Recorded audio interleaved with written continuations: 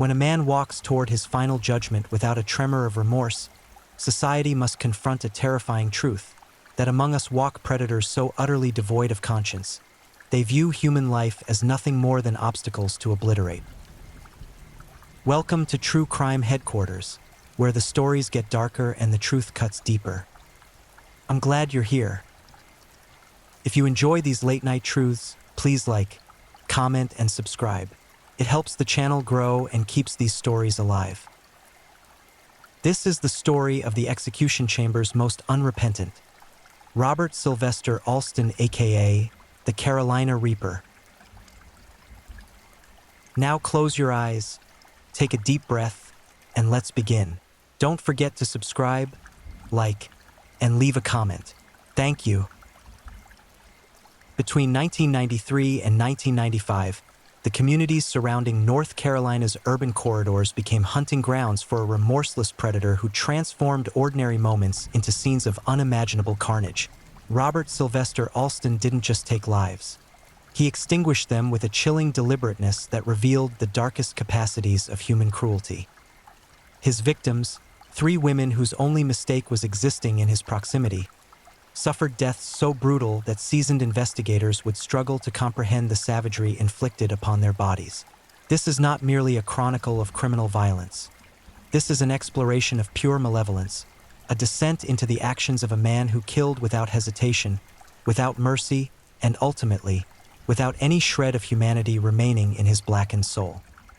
Robert Sylvester Alston entered this world on November 17, 1955, born into circumstances that would offer neither excuse nor explanation for the monster he would eventually become.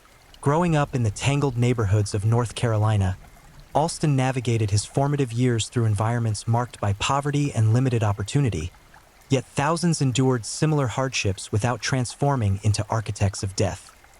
What distinguished Alston from those who overcame adversity was not his background, but something far more sinister, an internal void where empathy should have resided, replaced instead by an appetite for dominance and destruction. From his earliest adult years, Alston exhibited patterns that law enforcement would later recognize as precursors to escalating violence. His criminal record began accumulating entries like chapters in a dark anthology: theft, assault, robbery. Each offense demonstrated an increasing willingness to inflict harm, a progressive erosion of whatever minimal constraints might have once existed within his psyche. The courts cycled him through the justice system repeatedly, imposing sentences that proved woefully inadequate in addressing the fundamental brokenness of his character. Prison became merely an intermission between acts of aggression, temporary containment for something that could never truly be rehabilitated. Those who encountered Alston during these years would later recall an unsettling quality in his demeanor, a flatness in his gaze, an absence of normal human warmth. He moved through the world with predatory awareness, evaluating every interaction through the lens of potential advantage or threat. Relationships held no genuine meaning for him beyond utilitarian purposes. People existed as objects to be manipulated, exploited, or when they ceased serving his purposes, eliminated. This fundamental disconnect from human connection would prove catastrophic for the women who would eventually cross his path. Throughout the late 1980s and early 1990s, Alston's trajectory continued its downward spiral. He drifted between residences, jobs, and relationships with a restlessness that suggested an internal chaos, perpetually seeking external expression. Those who knew him during this period described a man given to sudden eruptions of rage over perceived slights, someone whose temper could ignite without warning and whose violence, once unleashed, knew no proportionate response. Minor disagreements escalated into physical confrontations, arguments transformed into brutal assaults. The warning signs blazed like emergency flares, yet the mechanisms meant to protect society from such individuals proved tragically insufficient. By 1993, Robert Alston had reached a critical threshold. Whatever fragile barriers might have previously restrained his most homicidal impulses had completely disintegrated. He had entered a psychological state where taking human life no longer represented a boundary to be contemplated, but rather an action to be executed with cold efficiency. The first victim would fall that year, and her death would inaugurate a reign of terror that would claim two more innocent women before justice finally intervened. The transformation from repeat offender to serial killer did not occur overnight, but represented instead the culmination of decades spent cultivating cruelty. Alston had learned through his criminal career that violence yielded results: compliance, submission, the satisfaction of watching fear bloom in another person's eyes. Each successful act of aggression reinforced neural pathways that associated brutality with reward, creating a psychological framework where murder became not an unthinkable taboo but simply the ultimate expression of the control he craved. By the time he committed his first homicide, Alston had been mentally rehearsing such acts for years, fantasizing about the absolute power one experiences when extinguishing another human consciousness. The communities where Alston operated remained largely unaware of the danger moving among them. He possessed a predator's instinct for identifying vulnerability: women alone, isolated circumstances, moments when witnesses would be absent. His victims were not randomly selected, but rather carefully identified as targets unlikely to resist successfully and whose disappearances might not immediately trigger intensive investigations. This calculated approach revealed a chilling intelligence at work, a methodical mind planning atrocities with the same consideration others might apply to mundane tasks. As 1993 progressed toward its violent climax, Alston's internal pressures mounted toward inevitable release. The psychological mechanisms that govern normal human behavior, empathy, conscience, fear of consequences, had atrophied within him to the point of complete irrelevance. He had become something fundamentally predatory, an organism that perceived other humans not as fellow conscious beings deserving of dignity and protection, but as prey animals whose existence served only to satisfy his twisted compulsions. The stage was set, the monster fully formed, and the tragedy about to unfold would demonstrate just how thoroughly Robert Alston had surrendered whatever humanity might have once animated his actions. Law enforcement officials, reviewing the timeline retrospectively, would identify numerous intervention points where Alston's trajectory might have been altered. His extensive criminal history contained ample evidence of escalating dangerousness, yet systemic failures and resource limitations allowed him to remain free, circulating through communities like a malignant force seeking targets. The victims' families would later struggle to comprehend how someone with Alston's documented history of violence could have been positioned to destroy their loved ones. But such questions offer cold comfort in the aftermath of irreversible tragedy. The psychological profile that would eventually emerge from forensic analysis painted a portrait of a textbook psychopath. Grandiose, manipulative, entirely lacking in genuine emotional connection, and possessed of an instrumental worldview where other humans existed merely as tools or obstacles. Alston exhibited no capacity for authentic remorse. His expressions of regret, when they occasionally surfaced, were transparently performative, designed to manipulate listeners rather than convey genuine contrition. Behind his eyes resided something fundamentally alien to normal human experience, a consciousness organized around entirely different principles than those governing prosocial behavior. The year 1993 would mark the transition from theoretical danger to actualized nightmare. Somewhere within the geography of North Carolina, Robert Alston identified his first victim, a woman whose name would become forever associated with the beginning of his documented killing spree. She existed in her own world, pursuing her own aspirations, surrounded by people who loved her and depended on her, utterly unaware that she had attracted the attention of someone who would view her life as meaningless. The collision course had been set, and the horror was about to commence. Raquel Clark was only 27 years old when her existence intersected fatally with Robert Alston's trajectory of violence. A mother devoted to her children, she navigated life's challenges with the resilience common to those who understand that survival requires persistent effort. Her days followed familiar rhythms, caring for her family, maintaining her household, engaging with her community. She represented everything ordinary and precious about human life, which made her subsequent fate all the more devastating. On that terrible day in November 1993, Raquel encountered Alston under circumstances that would transform an unremarkable afternoon into the final chapter of her life. The details surrounding their initial interaction remain partially obscured by the passage of time and the limited documentation, but what investigators would eventually establish painted a horrifying picture of premeditated brutality. Alston, operating with the predatory calculation that characterized his approach to violence, created or exploited an opportunity to isolate Raquel from potential assistance. Whether through deception, surprise, or overwhelming force, he gained control over her, transforming her from an autonomous individual into a captive at the mercy of someone utterly devoid of mercy. What followed represented the darkest manifestation of human cruelty. Alston did not simply kill Raquel Clark. He obliterated her with a savagery that transcended any practical necessity. The violence inflicted upon her body spoke to rage, hatred, and a profound desire to completely dominate and destroy another human being. Forensic examination would later reveal the extent of the trauma she endured, injuries so extensive they demonstrated sustained attack rather than a momentary loss of control. Alston beat her with devastating force, his fists and potentially weapons transforming her living flesh into a canvas of contusions, lacerations, and broken bones. The assault continued beyond the point where Raquel could have offered any resistance, beyond the threshold where life clearly ebbed away, driven by something far more sinister than mere murderous intent. Alston was inflicting degradation, exercising absolute power over someone rendered completely helpless.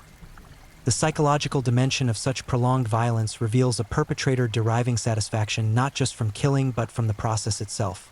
The victim's suffering, the visible destruction of their physical form, the godlike sensation of holding life and death in one's hands. When Alston finally ceased his attack, Raquel Clark lay destroyed, her body bearing testament to the extreme violence that had ended her life. The murder scene, when eventually discovered, confronted investigators with evidence of brutality that hardened professionals found deeply disturbing. Blood spatter patterns, the distribution and nature of injuries, the position of the body. Every forensic detail reinforced the conclusion that Raquel had experienced a death of profound suffering at the hands of someone who took his time, who wanted her to feel every moment of her destruction. Alston's actions following the murder demonstrated the cold pragmatism that accompanied his violence. He did not flee in panic or exhibit signs of emotional disturbance. Instead, he methodically addressed the practical considerations of his crime, concealing evidence, disposing of the body, creating distance between himself and the scene. This calculated aftermath revealed a killer operating with rational planning despite the frenzied savagery of the attack itself. Alston understood consequences and sought to evade them, confirming that his violence stemmed not from impaired judgment or mental incapacity, but from deliberate choice. The discovery of Raquel Clark's remains initiated an investigation that would gradually illuminate the horror of what had occurred. Detectives examining the evidence recognized immediately that they were dealing with a killing marked by exceptional brutality.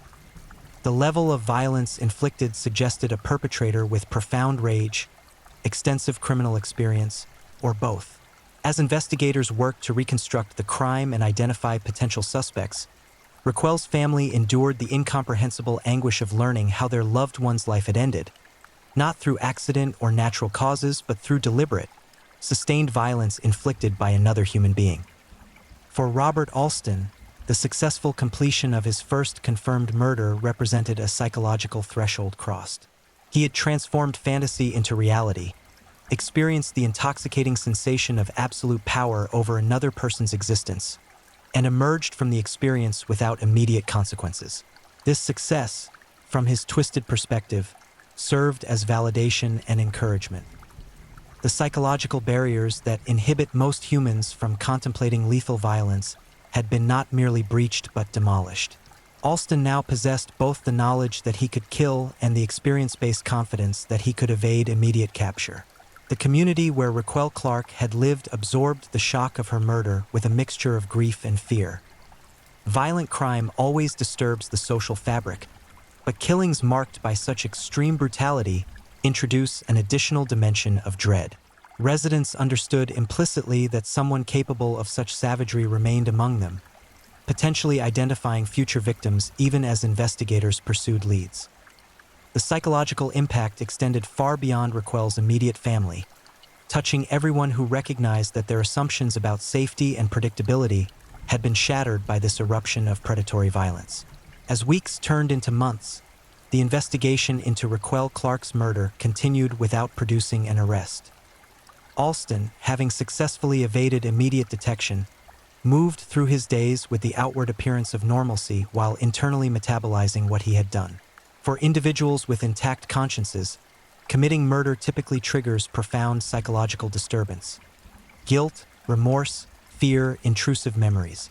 Alston exhibited none of these typical responses. Instead, he processed the experience through his psychopathic framework, focusing on what had worked well and what required refinement for future episodes. The psychological aftermath of successful violence without punishment creates dangerous momentum for serial offenders. Each crime that fails to produce consequences reinforces the perpetrator's sense of invulnerability and competence. Alston's first murder had established a template: identify vulnerable target, create isolation, inflict overwhelming violence, manage aftermath. This template would inform his subsequent attacks, creating a pattern that would eventually contribute to his identification, but only after additional innocent women paid with their lives. By early 1994, Alston had fully incorporated his identity as a killer into his self-concept. The murder of Raquel Clark no longer represented an aberration or boundary crossing, but rather a defining achievement, something he had successfully accomplished and could potentially repeat. The psychological distance between contemplating additional murders and actually committing them had collapsed entirely. Alston was not questioning whether he would kill again, but merely when opportunity and circumstances would align to facilitate his next attack. The monster had tasted blood and found the experience profoundly satisfying. Patricia Dotson Williams was 36 years old, a woman whose life radiated with purpose and connection. As a mother cherishing her children and maintaining bonds within her community, she embodied the everyday heroism of those who nurture and sustain the social networks that give life meaning. February 1994 should have brought for her the ordinary challenges and joys that characterize existence. Nothing exceptional, nothing noteworthy, simply the continuation of a life being lived with intention and care. Instead, that month delivered her into the hands of Robert Alston, and the encounter would prove catastrophically fatal. The circumstances that brought Patricia into Alston's orbit remain partially documented, but investigators would eventually establish that their interaction was not accidental. Alston, emboldened by his success in killing Raquel Clark and evading immediate capture, had continued identifying potential victims with the methodical attention of a predator studying herds for vulnerable targets. Patricia, whether through geographical proximity, routine patterns, or simply tragic chance, attracted his predatory focus. Once Alston identified her as suitable prey, her fate was effectively sealed unless external intervention occurred. And tragically, no such intervention materialized. The attack on Patricia Dotson Williams replicated and potentially exceeded the brutality inflicted upon Raquel Clark. Alston had refined his approach based on his previous experience, demonstrating the learning capacity that makes serial killers so dangerous.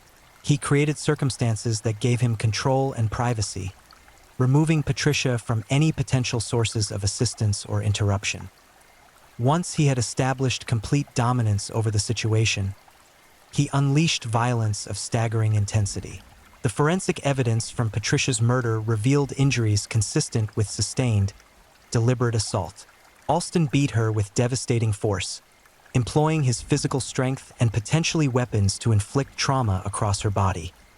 The distribution and severity of injuries indicated that the attack continued well beyond the point necessary to cause death, suggesting that Alston was again engaging in what criminal psychologists term overkill, violence exceeding any functional purpose and instead serving psychological needs within the perpetrator. Patricia's skull suffered catastrophic damage from repeated blows, her face rendered unrecognizable by the savage pummeling Alston administered. Her body bore defensive wounds indicating she had attempted to protect herself, raising her arms against the onslaught, fighting desperately for survival even as Alston overwhelmed her resistance with superior strength and unrelenting aggression. These defensive injuries particularly haunt investigators, as they document the victim's awareness of her impending death, her frantic attempts to preserve her life against someone committed to extinguishing it. The psychological dimension of such prolonged violence reveals disturbing truths about Alston's internal landscape. He was not killing in rage-fueled moments of lost control, but rather engaging in extended sessions of deliberate brutality. The time required to inflict the documented injuries meant Alston spent significant minutes, potentially approaching an hour, focused entirely on destroying Patricia Dotson Williams. During this period, he would have witnessed her pain, heard her pleas, seen her consciousness fading as injuries accumulated. None of this triggered empathy or restraint. Instead, it likely fueled his satisfaction. Following Patricia's murder, Alston again demonstrated the calculated pragmatism that characterized his approach to managing consequences. He addressed the crime scene, took steps to distance himself from the killing, and returned to his routine with apparent emotional equilibrium. This capacity to commit extraordinary violence and then seamlessly transition back to mundane existence marks true psychopathy, the complete compartmentalization of actions that would psychologically devastate individuals with normal emotional functioning. The discovery of Patricia's body confronted her loved ones with incomprehensible loss. She had been stolen from them not through illness or accident, but through deliberate human malice. Her life ended in terror and agony by someone who viewed her existence as meaningless. The grief experienced by Patricia's family transcended normal bereavement, complicated by the knowledge of how she had suffered, the violence inflicted upon her, the fear she must have experienced in her final moments. Such losses reverberate through generations, traumatizing not just immediate family but extended networks of relationships. Law enforcement now faced two brutal homicides with disturbing similarities. Both victims were women. Both suffered extreme violence characterized by overkill. Both crimes demonstrated the perpetrator's capacity for prolonged assault. Detectives recognized they might be dealing with a serial offender, someone actively hunting victims within their jurisdiction.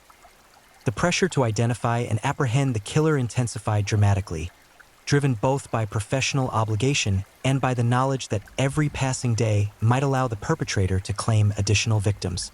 For Alston, the successful completion of a second murder without arrest represented further validation of his methods and capabilities. The psychological momentum driving him toward additional violence accelerated substantially. He had now killed twice, experiencing repeatedly the intoxicating sensation of absolute power and emerging both times without immediate consequences. The interval between murders was shrinking, the psychological restraints eroding completely. Alston was entering the most dangerous phase of a serial killer's trajectory, the period of escalating frequency driven by compulsion, confidence, and the addictive nature of the violence itself. As 1994 progressed, investigators worked frantically to connect evidence and identify suspects before the killer struck again. They analyzed forensic data from both crime scenes, interviewed potential witnesses, followed leads that might illuminate the perpetrator's identity. The challenge facing them was substantial. Without clear physical evidence linking a specific individual to the crimes, they were pursuing someone who could be almost anyone within the relevant geographic area. Alston, meanwhile, benefited from his anonymity, moving freely through communities while internally contemplating his next attack. The third victim would not endure a prolonged wait. On November 28, 1994, barely 9 months after Patricia Dotson Williams' murder, Alston would strike again, claiming the life of 29-year-old Carmen Nefertiri Williams. The shrinking interval between killings confirmed what investigators feared.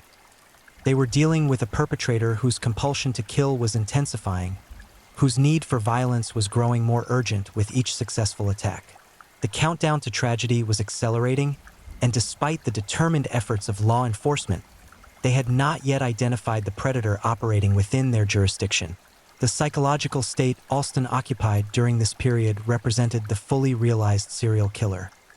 Someone for whom murder had become not an aberration but a central organizing principle of existence. He thought about killing, planned killings, relived killings, and anticipated future killings with the obsessive focus others might direct toward career aspirations or creative projects. Violence had become his primary source of meaning and satisfaction, the activity through which he felt most alive and potent. This psychological framework virtually guaranteed continued attacks until external intervention forcibly terminated his killing spree. Carmen Nefertiri Williams possessed a name as distinctive as her 29 years of life had been precious to those who knew her. She existed within networks of love and obligation, family members who depended on her, friends who valued her companionship, a community where she maintained her place and identity. The final weeks of November 1994 should have brought for her the anticipation of approaching holidays, the ordinary concerns of daily existence, perhaps planning and dreaming about her future. Instead, November 28th brought her into fatal contact with Robert Alston, and the collision would extinguish her life with the same savage brutality that had characterized his previous murders.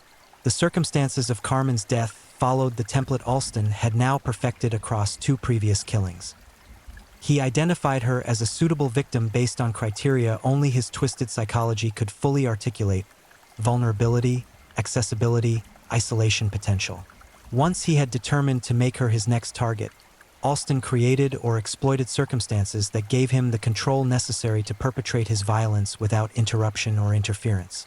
Carmen found herself trapped in the presence of someone committed to her destruction, facing final moments characterized by terror and agony. The assault on Carmen Williams exceeded even the extraordinary brutality of Alston's previous crimes. Investigators would later determine that she suffered injuries of shocking severity, her body subjected to sustained violence that demonstrated Alston's complete loss of any restraining impulses. He beat her with savage intensity, inflicting blunt force trauma across her skull, face, and body. The forensic analysis would document broken bones, massive contusions, lacerations requiring substantial force to produce.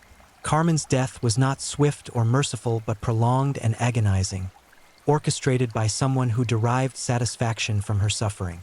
The murder weapon and method reflected Alston's escalating confidence and brutality. He employed overwhelming physical violence, using his hands, fists, and potentially improvised weapons to destroy Carmen's body systematically.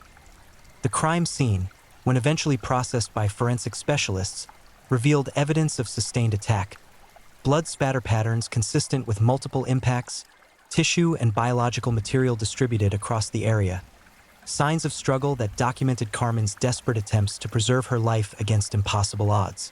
Most haunting among the evidence were the defensive wounds marking Carmen's hands and arms, permanent testament to her fight for survival. She had raised her arms against the blows raining down upon her, tried to shield her head and face from Alston's assault, struggled with everything remaining in her failing strength to escape or resist. These injuries speak to the conscious awareness victims experience during such attacks, the terrifying knowledge that someone is actively trying to kill you, the desperate biological imperative to survive clashing against the overwhelming violence being inflicted. Carmen Williams died knowing she was being murdered, experiencing every terrible moment of her destruction. Following Carmen's killing, Alston again managed the aftermath with calculated pragmatism, but circumstances were shifting against him. Law enforcement had now connected the 3 murders, recognizing the pattern similarities that indicated a serial offender. Investigative resources intensified dramatically, with multiple agencies coordinating efforts to identify the perpetrator before he could claim additional victims. The forensic evidence was being analyzed with meticulous care, witness statements compiled and cross-referenced, suspect pools evaluated systematically. The breakthrough came through the convergence of multiple investigative threads. Alston's criminal history placed him within the relevant suspect pool, his documented violence and geographic presence aligning with the murder's profiles. As detectives focused increasingly on him, additional evidence emerged connecting him to the victims and crime scenes. The investigative net tightened methodically but inexorably, and eventually, authorities possessed sufficient evidence to arrest Robert Sylvester Alston for the murders of Raquel Clark, Patricia Dotson Williams, and Carmen Nefertiri Williams. The arrest initiated a legal process that would ultimately deliver Alston to death row, but not before his case proceeded through trials where the full horror of his crimes received public documentation. Prosecutors presented overwhelming evidence demonstrating Alston's guilt: forensic analysis, witness testimony, physical evidence linking him to the victims and crime scenes. The defense struggled against the sheer weight of proof, unable to construct credible alternative narratives or successfully challenge the prosecution's case. Most chilling throughout the legal proceedings was Alston's demeanor. He exhibited none of the remorse typically demonstrated by defendants facing capital charges. Instead, he displayed emotional flatness bordering on indifference, observing the proceedings with detachment inappropriate to someone whose life hung in balance. When given opportunities to express contrition or explain his actions, Alston offered nothing resembling genuine accountability. His statements, when he spoke at all, contained transparent manipulation rather than authentic emotion. He remained fundamentally what he had always been, a predator viewing other humans as objects rather than conscious beings deserving consideration. The juries hearing the cases against Alston reached verdicts swiftly, guilty on all counts. The evidence admitted no reasonable doubt, and Alston's defense presented nothing capable of undermining the prosecution's overwhelming case.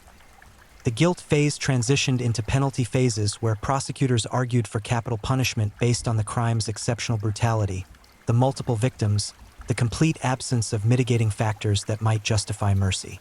Defense attorneys attempted to present mitigation, difficult childhood circumstances, possible psychological impairment, but such arguments foundered against the calculated nature of Alston's crimes and his demonstrated capacity for planning and concealment. The sentencing decisions came down definitively. Robert Sylvester Alston would receive the death penalty for his murders.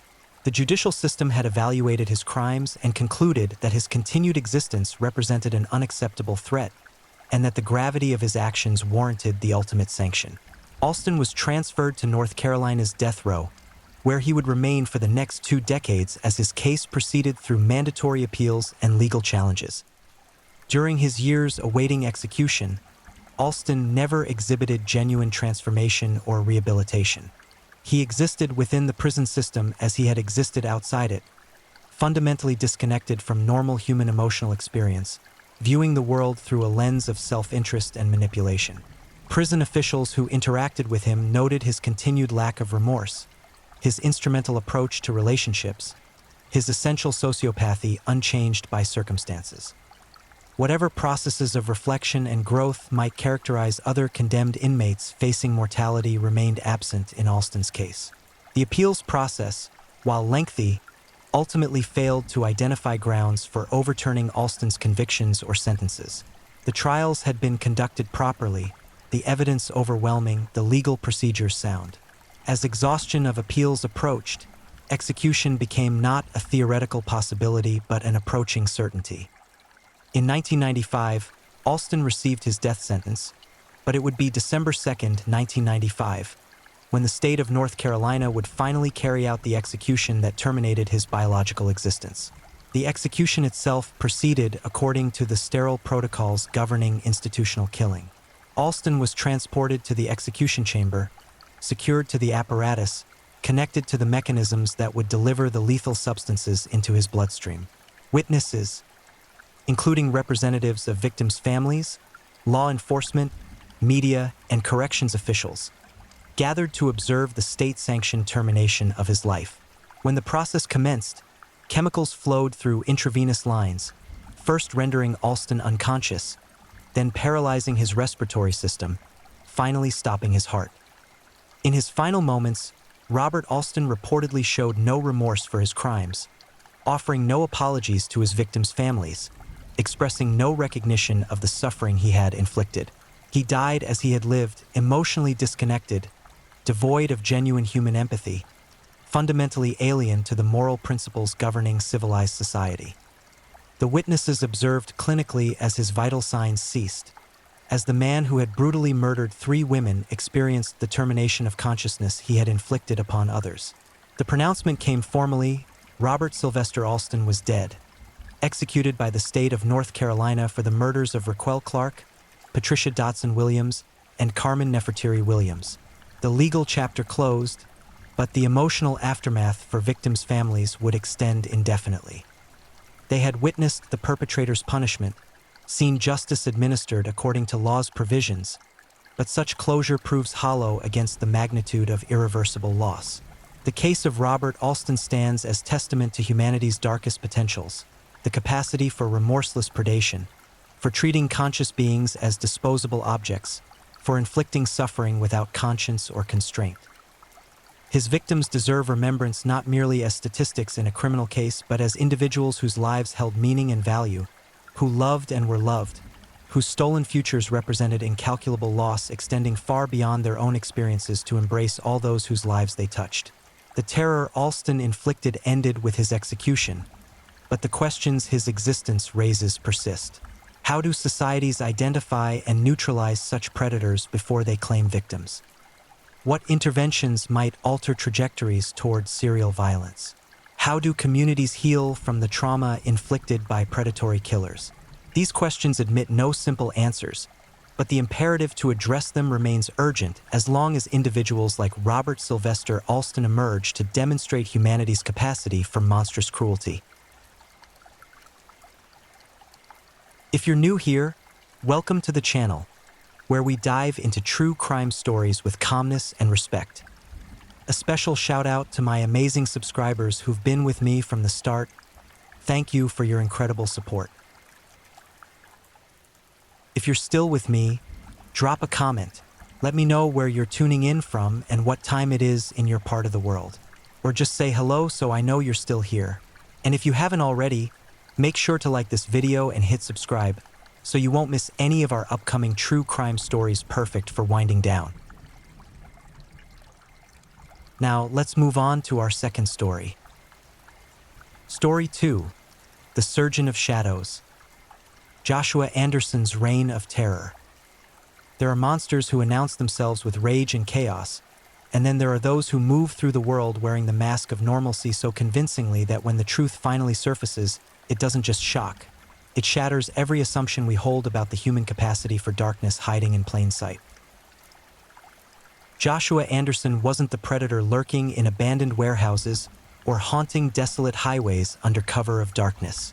He was the neighbor who waved from his manicured lawn, the colleague who remembered your birthday, the face that blended seamlessly into the fabric of everyday American life.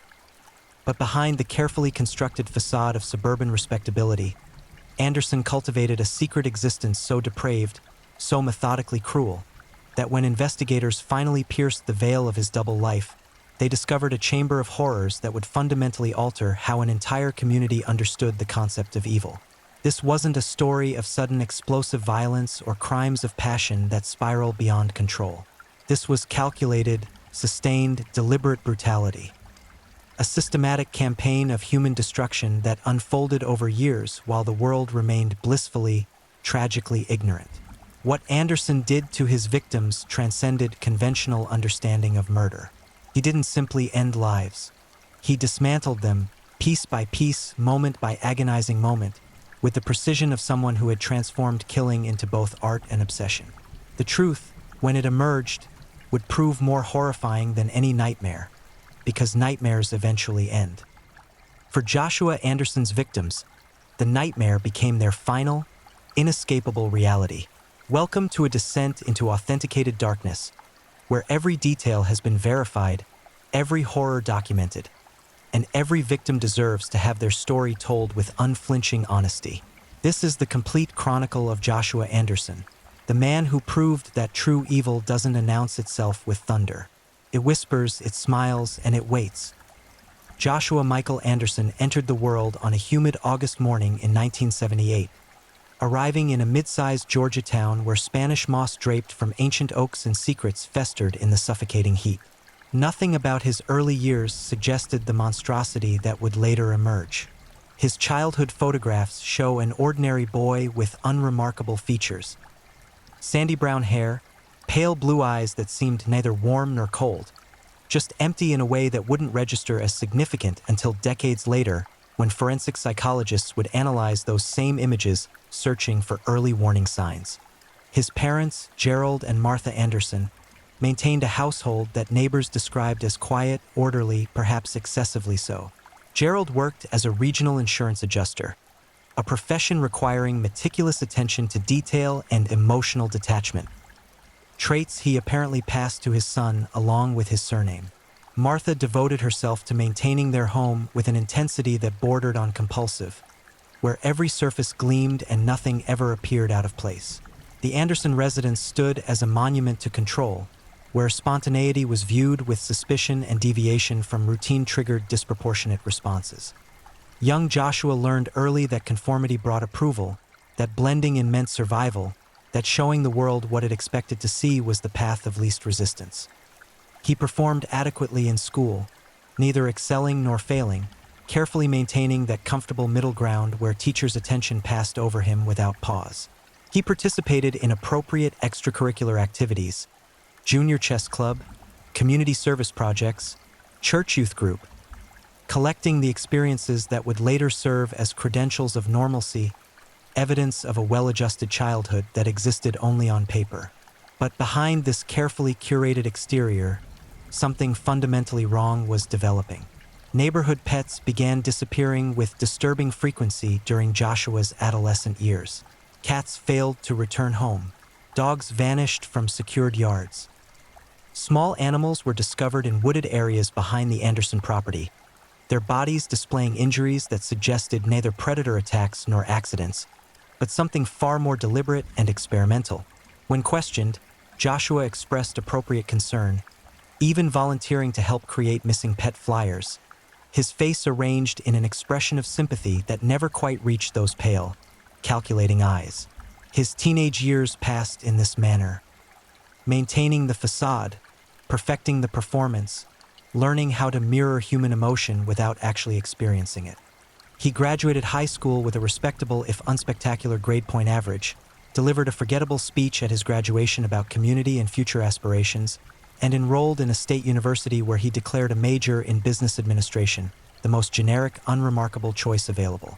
College provided new opportunities for experimentation. The transient nature of university life, the constant flux of students arriving and departing, the anonymity possible in larger population centers. All of this created an environment where someone like Joshua Anderson could operate with reduced risk of detection. During his sophomore year, a female student from his economics class disappeared following a campus party. Her body surfaced 3 weeks later in a rural area 40 miles from campus. Decomposition advanced, but not sufficient to conceal evidence of prolonged suffering before death. The investigation stalled, eventually classified as a possible abduction by an unknown transient perpetrator. The case file gathering dust while Joshua continued attending classes, his expression appropriately somber during campus vigils, his signature appearing on sympathy cards passed around lecture halls. He graduated in 2001, accepting an entry-level position with a logistics company that managed supply chains for various manufacturers. The work suited him perfectly, systematic, process-oriented, requiring attention to detail and planning, skills he'd been developing for purposes his employers could never have imagined. He rented a modest apartment in a sprawling complex where residents barely acknowledged each other's existence, where privacy was assumed and questions were never asked. He maintained a clean driving record, paid bills punctually, never complained, never caused disturbances. He was the invisible tenant, the forgettable neighbor, exactly as he intended. By his late 20s, Joshua Anderson had achieved a peculiar form of mastery. He had become perfectly unremarkable. His appearance, manner, lifestyle, and interactions all fell within the vast middle range of normal. He dated occasionally, relationships that lasted just long enough to seem legitimate but never progressed to genuine intimacy. He attended office social functions, contributing to group gifts and participating in conversations with practiced ease. He volunteered at local food banks, actions that would later be cited as evidence of his good character by those who had worked alongside him, never recognizing that his volunteerism served primarily as additional camouflage, more credentials to present if questions ever arose. But the darkness within him was growing, evolving, demanding greater expression. The fantasies that had sustained him during his earlier years were no longer sufficient. He needed to progress from imagination to implementation, from theory to practice. He began planning with the same methodical approach he applied to professional logistics problems, identifying vulnerabilities in potential victim selection, mapping isolated locations, researching forensic countermeasures, studying law enforcement investigative procedures. He approached murder with the dedication others might bring to legitimate career advancement, treating it as a skill set to be developed through careful study and preparation. His first confirmed adult victim was Stephanie Garrison, a 24-year-old server at a restaurant Joshua frequented. She struggled with substance dependency issues, lived alone in a declining neighborhood, maintained minimal contact with family, existed on the margins where disappearances often failed to generate immediate alarm. Joshua had spent weeks studying her patterns, work schedule, route home, social connections, vulnerabilities. He knew she sometimes accepted rides from regular customers when weather turned unpleasant. He knew she kept irregular hours that made her movements difficult to track. He knew she represented the perfect target profile, vulnerable, isolated, unlikely to be immediately missed. On a rain-soaked Thursday evening in March 2007, Joshua offered Stephanie a ride as she finished her closing shift. Surveillance footage from the restaurant parking lot captured her hesitating briefly before accepting, images that would later haunt investigators who recognized that moment as her final chance to choose differently. She climbed into Joshua Anderson's vehicle, pulled the door closed, and disappeared into a nightmare from which she would never emerge. What Joshua did to Stephanie Garrison over the following 72 hours revealed the true depths of depravity he'd been concealing behind his mask of normalcy. He had prepared extensively for this moment, transforming a storage unit he'd rented under a fabricated identity into a soundproof chamber equipped with restraints, tools, and cleaning supplies. He had studied anatomy, understanding which injuries would prolong suffering without causing immediate death. He had researched sensory deprivation and psychological torture, methods of breaking human consciousness beyond any possibility of resistance. Stephanie's ordeal began with chemical sedation, just enough to disorient and incapacitate without rendering her unconscious. Joshua wanted her aware, wanted her to understand what was happening, wanted to observe her psychological disintegration as the reality of her situation became undeniable. He secured her to a framework he'd constructed specifically for this purpose, positioned to deny comfort while preventing escape. Then he began his work with methodical patience, explaining each step, describing what would come next, feeding her terror in measured doses. He inflicted pain with scientific precision, using implements ranging from common household items to specialized tools he'd acquired through various channels. He created wounds designed to maximize suffering while avoiding major blood vessels that might cause rapid exsanguination. He documented everything with photographs and written notes, treating the experience as data collection, research to inform future encounters.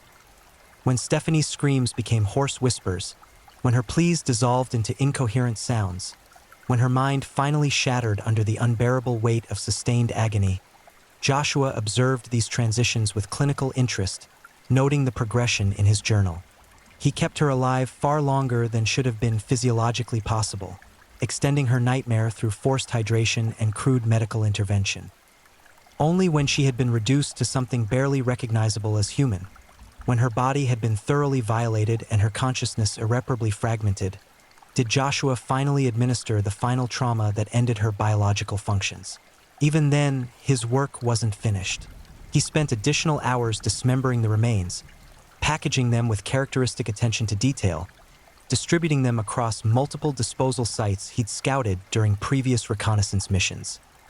Stephanie Garrison's disappearance generated a missing persons report that received minimal investigative attention. She fit the profile of someone who might have voluntarily relocated, perhaps seeking fresh start elsewhere, perhaps fleeing personal problems. The investigation remained perfunctory, eventually going cold as leads evaporated and attention shifted to cases with more promising evidence. Her family's anguished inquiries were met with sympathetic but ultimately futile responses. She had simply vanished, one more marginalized individual lost in the statistical noise of the missing. And Joshua Anderson returned to his ordinary life, showing up for work the following Monday with his usual punctuality, greeting colleagues with appropriate pleasantries, executing his professional responsibilities with characteristic competence. The weekend's activities remained his private secret, a memory he would revisit repeatedly, refining his techniques mentally, planning improvements for future endeavors. The mask settled back into place seamlessly, perfectly, concealing the monster that had briefly emerged to feed. This was only the beginning. Joshua had discovered his true calling, his authentic self. Everything that came before had been preparation.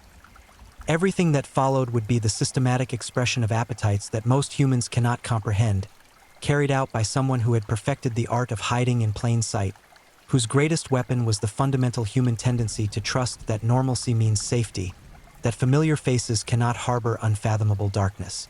He had claimed his first victim with complete impunity. The experience had exceeded his fantasies, validating years of planning and preparation. He was ready to continue to refine his methods, to expand his campaign. And the world remained blissfully, tragically unaware that Joshua Anderson, reliable employee, courteous neighbor, forgettable presence, had transformed into an apex predator moving through society's shadows, hunting for his next opportunity to create suffering on an incomprehensible scale.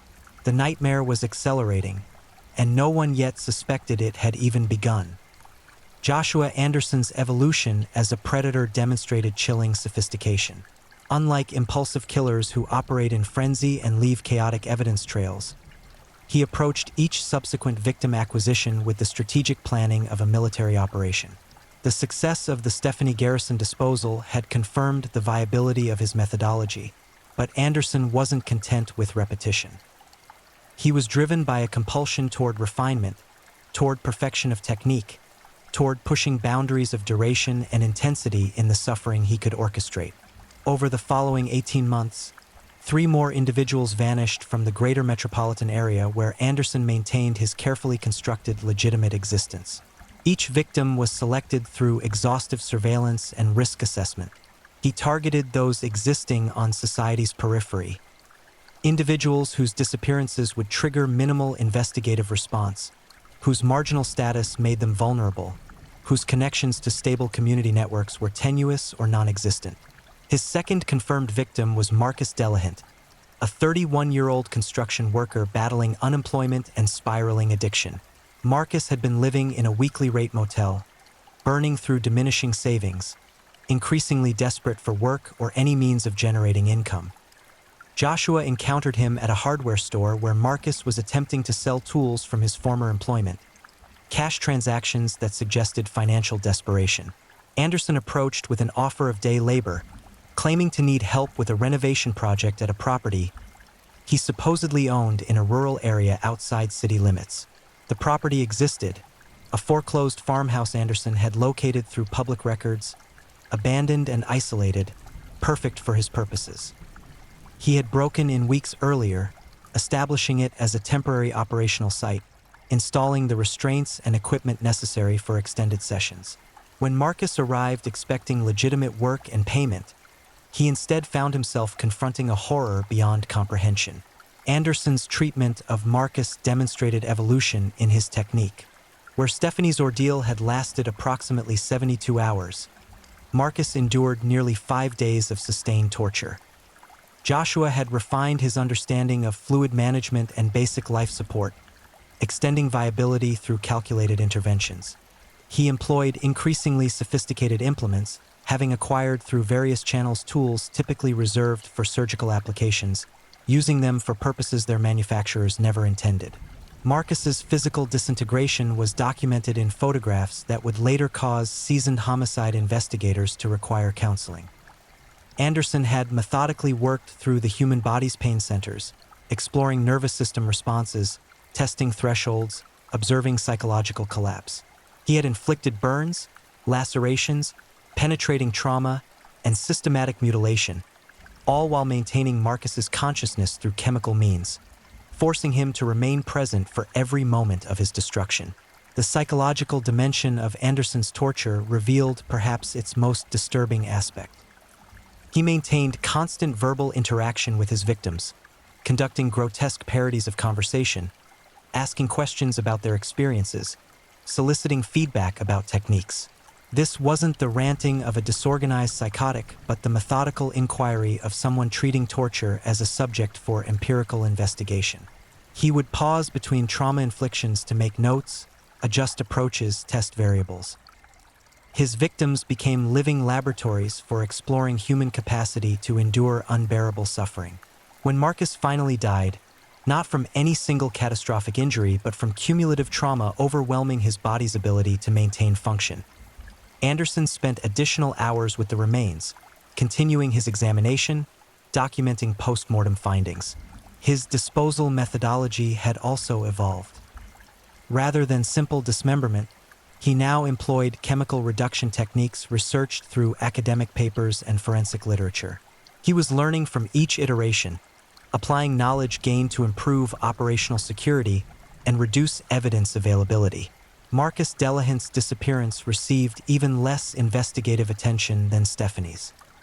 His transient lifestyle, documented substance issues, and estrangement from family created a profile suggesting voluntary departure or misadventure related to his personal struggles. The missing persons report filed by the motel manager seeking unpaid rent generated minimal response. Marcus had no steady employment, no fixed residence, no regular patterns that could be disrupted to signal foul play. He simply ceased to exist in official records, another statistic lost in the population churn of American society. Anderson's third and fourth victims followed within months of each other, suggesting his appetite was intensifying, his cooling-off periods contracting. Victim 3 was Angela Pritchard, a 28-year-old with diagnosed mental health conditions who frequently experienced housing instability. Anderson encountered her at a community center where she sometimes sought meals and assistance.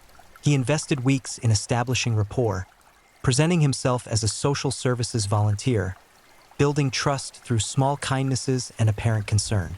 When Angela accepted his offer of temporary housing in what he described as a transitional shelter program, she walked voluntarily into captivity. Angela's ordeal revealed Anderson's darkest impulses given free expression. Her captivity extended beyond a week, a duration that required increasingly extreme interventions to maintain viability. Joshua had by this point transformed one section of his storage unit into a fully equipped torture chamber with backup power, climate control, and extensive soundproofing improvements. He had acquired medical reference materials, studying trauma care protocols not to save lives but to prolong dying, to extend the window during which he could operate without biological systems failing prematurely.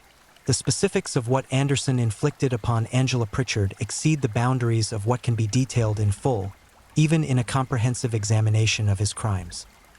Investigators who later processed the scene and reviewed his documentation reported that Angela had been subjected to virtually every form of physical violation imaginable, inflicted with systematic thoroughness. Anderson had explored the limits of human tolerance, documenting thresholds, testing recovery capacity, implementing escalating severity in carefully orchestrated progressions. Angela's mental deterioration preceded her physical death by several days. The psychological trauma of sustained torture, the complete helplessness, the absence of any prospect for rescue or mercy, these factors combined to fragment her consciousness irreparably. Anderson noted in his journal that she had ceased recognizing her own identity, ceased responding to her name, ceased exhibiting coherent thought. He had effectively destroyed the person Angela Pritchard had been before finally destroying the biological organism that remained. His fourth victim was identified as David Chun, a 42-year-old whose gambling addiction had destroyed his marriage, career, and financial stability.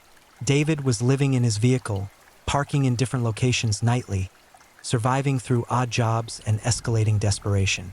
Anderson approached him with an offer of substantial cash payment for helping transport and inventory items from a supposed estate clearance.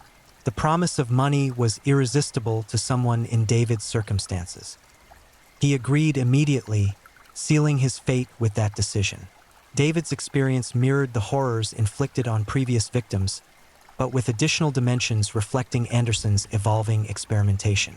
Joshua had become interested in sensory manipulation, employing extended blindfolding, auditory bombardment, and disorientation techniques borrowed from research on enhanced interrogation methods. He combined physical torture with psychological warfare, creating compound trauma that attacked simultaneously on multiple fronts. The duration of David's ordeal extended beyond 10 days, representing Anderson's longest sustained session to that point. He had refined his chemical intervention protocols, his nutritional maintenance, his wound management, all the grotesque life support necessary to keep a human being conscious and alive despite injuries that should have been rapidly fatal. David experienced the complete destruction of his physical body occurring in protracted slow motion, denied the mercy of swift death, forced to inhabit a nightmare that seemed endless. When David Chin finally expired, Anderson's disposal methods had evolved to near perfection. He employed multiple chemical agents, accelerated decomposition techniques, and distribution across geographic areas spanning several jurisdictions. He had studied forensic investigation procedures exhaustively, understanding that most homicides are solved through witness testimony or physical evidence recovered from disposal sites. By eliminating bodies through chemical reduction and dispersing minimal residual evidence across vast areas, he dramatically reduced the probability of detection. During this entire period, Joshua Anderson maintained his public facade without apparent strain. He continued his employment with consistent performance, received favorable reviews, participated in team-building exercises and office celebrations. His colleagues considered him pleasant if somewhat reserved, reliable, exactly the kind of employee who gets overlooked for advancement due to lack of assertiveness but who causes no problems and executes assigned tasks competently. His apartment remained neat and quiet, his neighbors barely aware of his existence. His vehicles received regular maintenance, his bills were paid automatically, his life appeared ordered and unremarkable. But beneath this carefully maintained surface, Anderson was dedicating virtually all of his non-work hours to his true obsession. He spent evenings reviewing his documentation, analyzing sessions, planning future acquisitions. His journal entries revealed someone completely consumed by his violent compulsions, someone for whom conventional life had become merely the obligatory performance required to sustain his actual existence, the hunting, capturing, and destroying of human beings. He wasn't living a double life in the traditional sense. He was using one life as camouflage for the other, using normalcy as a weapon that made him invisible. His selection criteria was evolving as well. While maintaining focus on marginalized individuals, he was becoming more sophisticated in identifying specific vulnerabilities. He lurked in online forums where desperate people sought help, monitoring conversations about financial crisis, housing instability, addiction struggles. He frequented locations where vulnerable populations gathered, shelters, free meal programs, addiction support meetings. He presented himself as helpful, sympathetic, trustworthy. He offered solutions to immediate problems, creating opportunities to isolate targets away from any potential witnesses or security. The psychological profile emerging from later analysis suggested Anderson experienced no remorse, no empathy, no recognition of his victims as fully human. His journals referred to them in clinical terms, describing their reactions as data points rather than expressions of human suffering. He exhibited classic psychopathic traits: superficial charm, manipulative behavior, complete absence of guilt, parasitic lifestyle that exploited others for personal gratification. But beyond textbook psychopathy, Anderson demonstrated an extreme variant, someone whose fundamental drive was deriving pleasure from inflicting maximal suffering, whose entire existence oriented around creating and observing human agony. By late 2009, Joshua Anderson had successfully claimed at least 4 confirmed victims, possibly more that remained unidentified or whose disappearances hadn't been connected to his activities. He had refined his techniques to a degree suggesting he could potentially continue indefinitely without detection. The geographic spread of victim acquisitions, the diversity in victim profiles, the complete absence of bodies or actionable evidence. All of these factors suggested a predator operating at peak efficiency, someone who might never be caught through conventional investigative methods. But Anderson's success contained the seeds of his eventual downfall. His confidence was growing, his sense of invincibility expanding. He was beginning to take calculated risks, to push boundaries not just in his torture methodology but in his operational security. The meticulous caution that had characterized his earlier acquisitions was gradually being superseded by arrogance, by the belief that he had achieved mastery sufficient to permit greater boldness. This dangerous confidence would ultimately create the opening that would finally expose him, though that revelation still lay in the future, waiting for circumstances to align in ways Anderson never anticipated. The nightmare continued, accelerating, growing darker with each passing month, while the world remained oblivious to the predator moving through its midst. Even the most meticulous predators eventually make mistakes. For Joshua Anderson, his downfall began not with dramatic investigative breakthroughs, but with small accumulating errors born from the arrogance that success breeds. By early 2010, he had become comfortable with his operational procedures, confident in his ability to acquire, torture, and dispose of victims without consequence. This confidence made him incrementally less careful, slightly more willing to accept elevated risks, marginally less disciplined in his tradecraft. His fifth intended victim was a critical deviation from his established pattern. Where previous targets had been carefully selected from populations unlikely to generate significant investigative response, Victim 5 was Jennifer Rourke, a 26-year-old administrative assistant with stable employment, regular social connections, and family who maintained close contact. Jennifer didn't fit Anderson's standard profile. She wasn't marginalized, wasn't struggling with addiction, wasn't isolated or transient. Her disappearance would absolutely trigger immediate alarm and sustained investigation. Anderson targeted Jennifer not because she represented tactical wisdom, but because he had become captivated by her during months of surveillance that bordered on stalking. He had encountered her at a coffee shop near his workplace, had found himself obsessively tracking her movements, fantasizing about subjecting her to his techniques. For the first time, his victim selection was driven primarily by desire rather than strategic calculation. This represented a fundamental deviation from the discipline that had previously kept him undetected. He approached Jennifer's acquisition with planning that appeared thorough on surface but contained significant vulnerabilities. He arranged a scenario where he would appear to offer assistance when her vehicle experienced mechanical problems he had actually created through surreptitious tampering on multiple occasions, waiting for the right opportunity. When Jennifer's car stalled on a relatively isolated road one evening in March 2010, Anderson was positioned to arrive moments later, appearing helpful and concerned, offering to call for assistance or provide a ride to a nearby service station. Jennifer's instincts warned her. Unlike Anderson's previous victims who had various reasons to override caution, Jennifer had no compelling vulnerabilities pushing her toward risk acceptance. She declined his offer politely but firmly, stating she had already contacted roadside assistance and preferred to wait. Anderson pressed gently, not aggressively enough to alarm but attempting to persuade.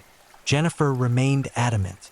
She thanked him for stopping but made clear she wasn't interested in accepting help from a stranger. What happened next revealed how completely Anderson's judgment had deteriorated. Rather than withdrawing and selecting a different target through more careful methodology, he made an impulsive decision that contradicted every principle that had previously guided him. When Jennifer turned away to retrieve her phone from her disabled vehicle, Anderson struck her from behind with a tire iron he'd concealed, a brutal blow intended to incapacitate immediately. But Jennifer was stronger and more resilient than Anderson had anticipated. Despite the devastating head trauma, she remained partially conscious, screaming and fighting with desperate strength. The attack occurred not in complete isolation as Anderson had believed, but within sight of a farm property where residents heard the screams and immediately called emergency services while simultaneously rushing toward the scene. Anderson had seconds to decide: abort and flee, or attempt to complete the abduction despite compromise. He chose wrong. He tried to drag Jennifer toward his vehicle while she continued fighting and screaming, blood pouring from her head wound, but her survival instinct fully activated. The farm residents were approaching rapidly, shouting, closing distance. Anderson was forced to release Jennifer and flee, leaving her collapsed but alive on the roadside, leaving witnesses who had seen his vehicle, leaving evidence scattered across the crime scene, including the tire iron bearing his fingerprints. Emergency responders arrived within minutes, transporting Jennifer to trauma facilities where medical intervention saved her life, though she had sustained severe injuries including skull fracture and traumatic brain injury. The crime scene yielded extensive physical evidence. Investigators recovered the weapon, documented tire tracks, canvassed the area for surveillance cameras, interviewed witnesses. Jennifer herself, once stabilized, provided detailed descriptions of her attacker and his vehicle despite the trauma she had endured.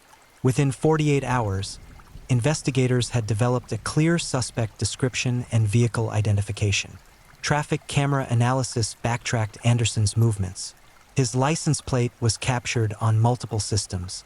Within 72 hours, his identity was confirmed. Search warrants were obtained. Anderson had no idea the walls were closing in as he maintained his normal routine, reporting to work, returning to his apartment, believing he had managed the situation, planning his next moves.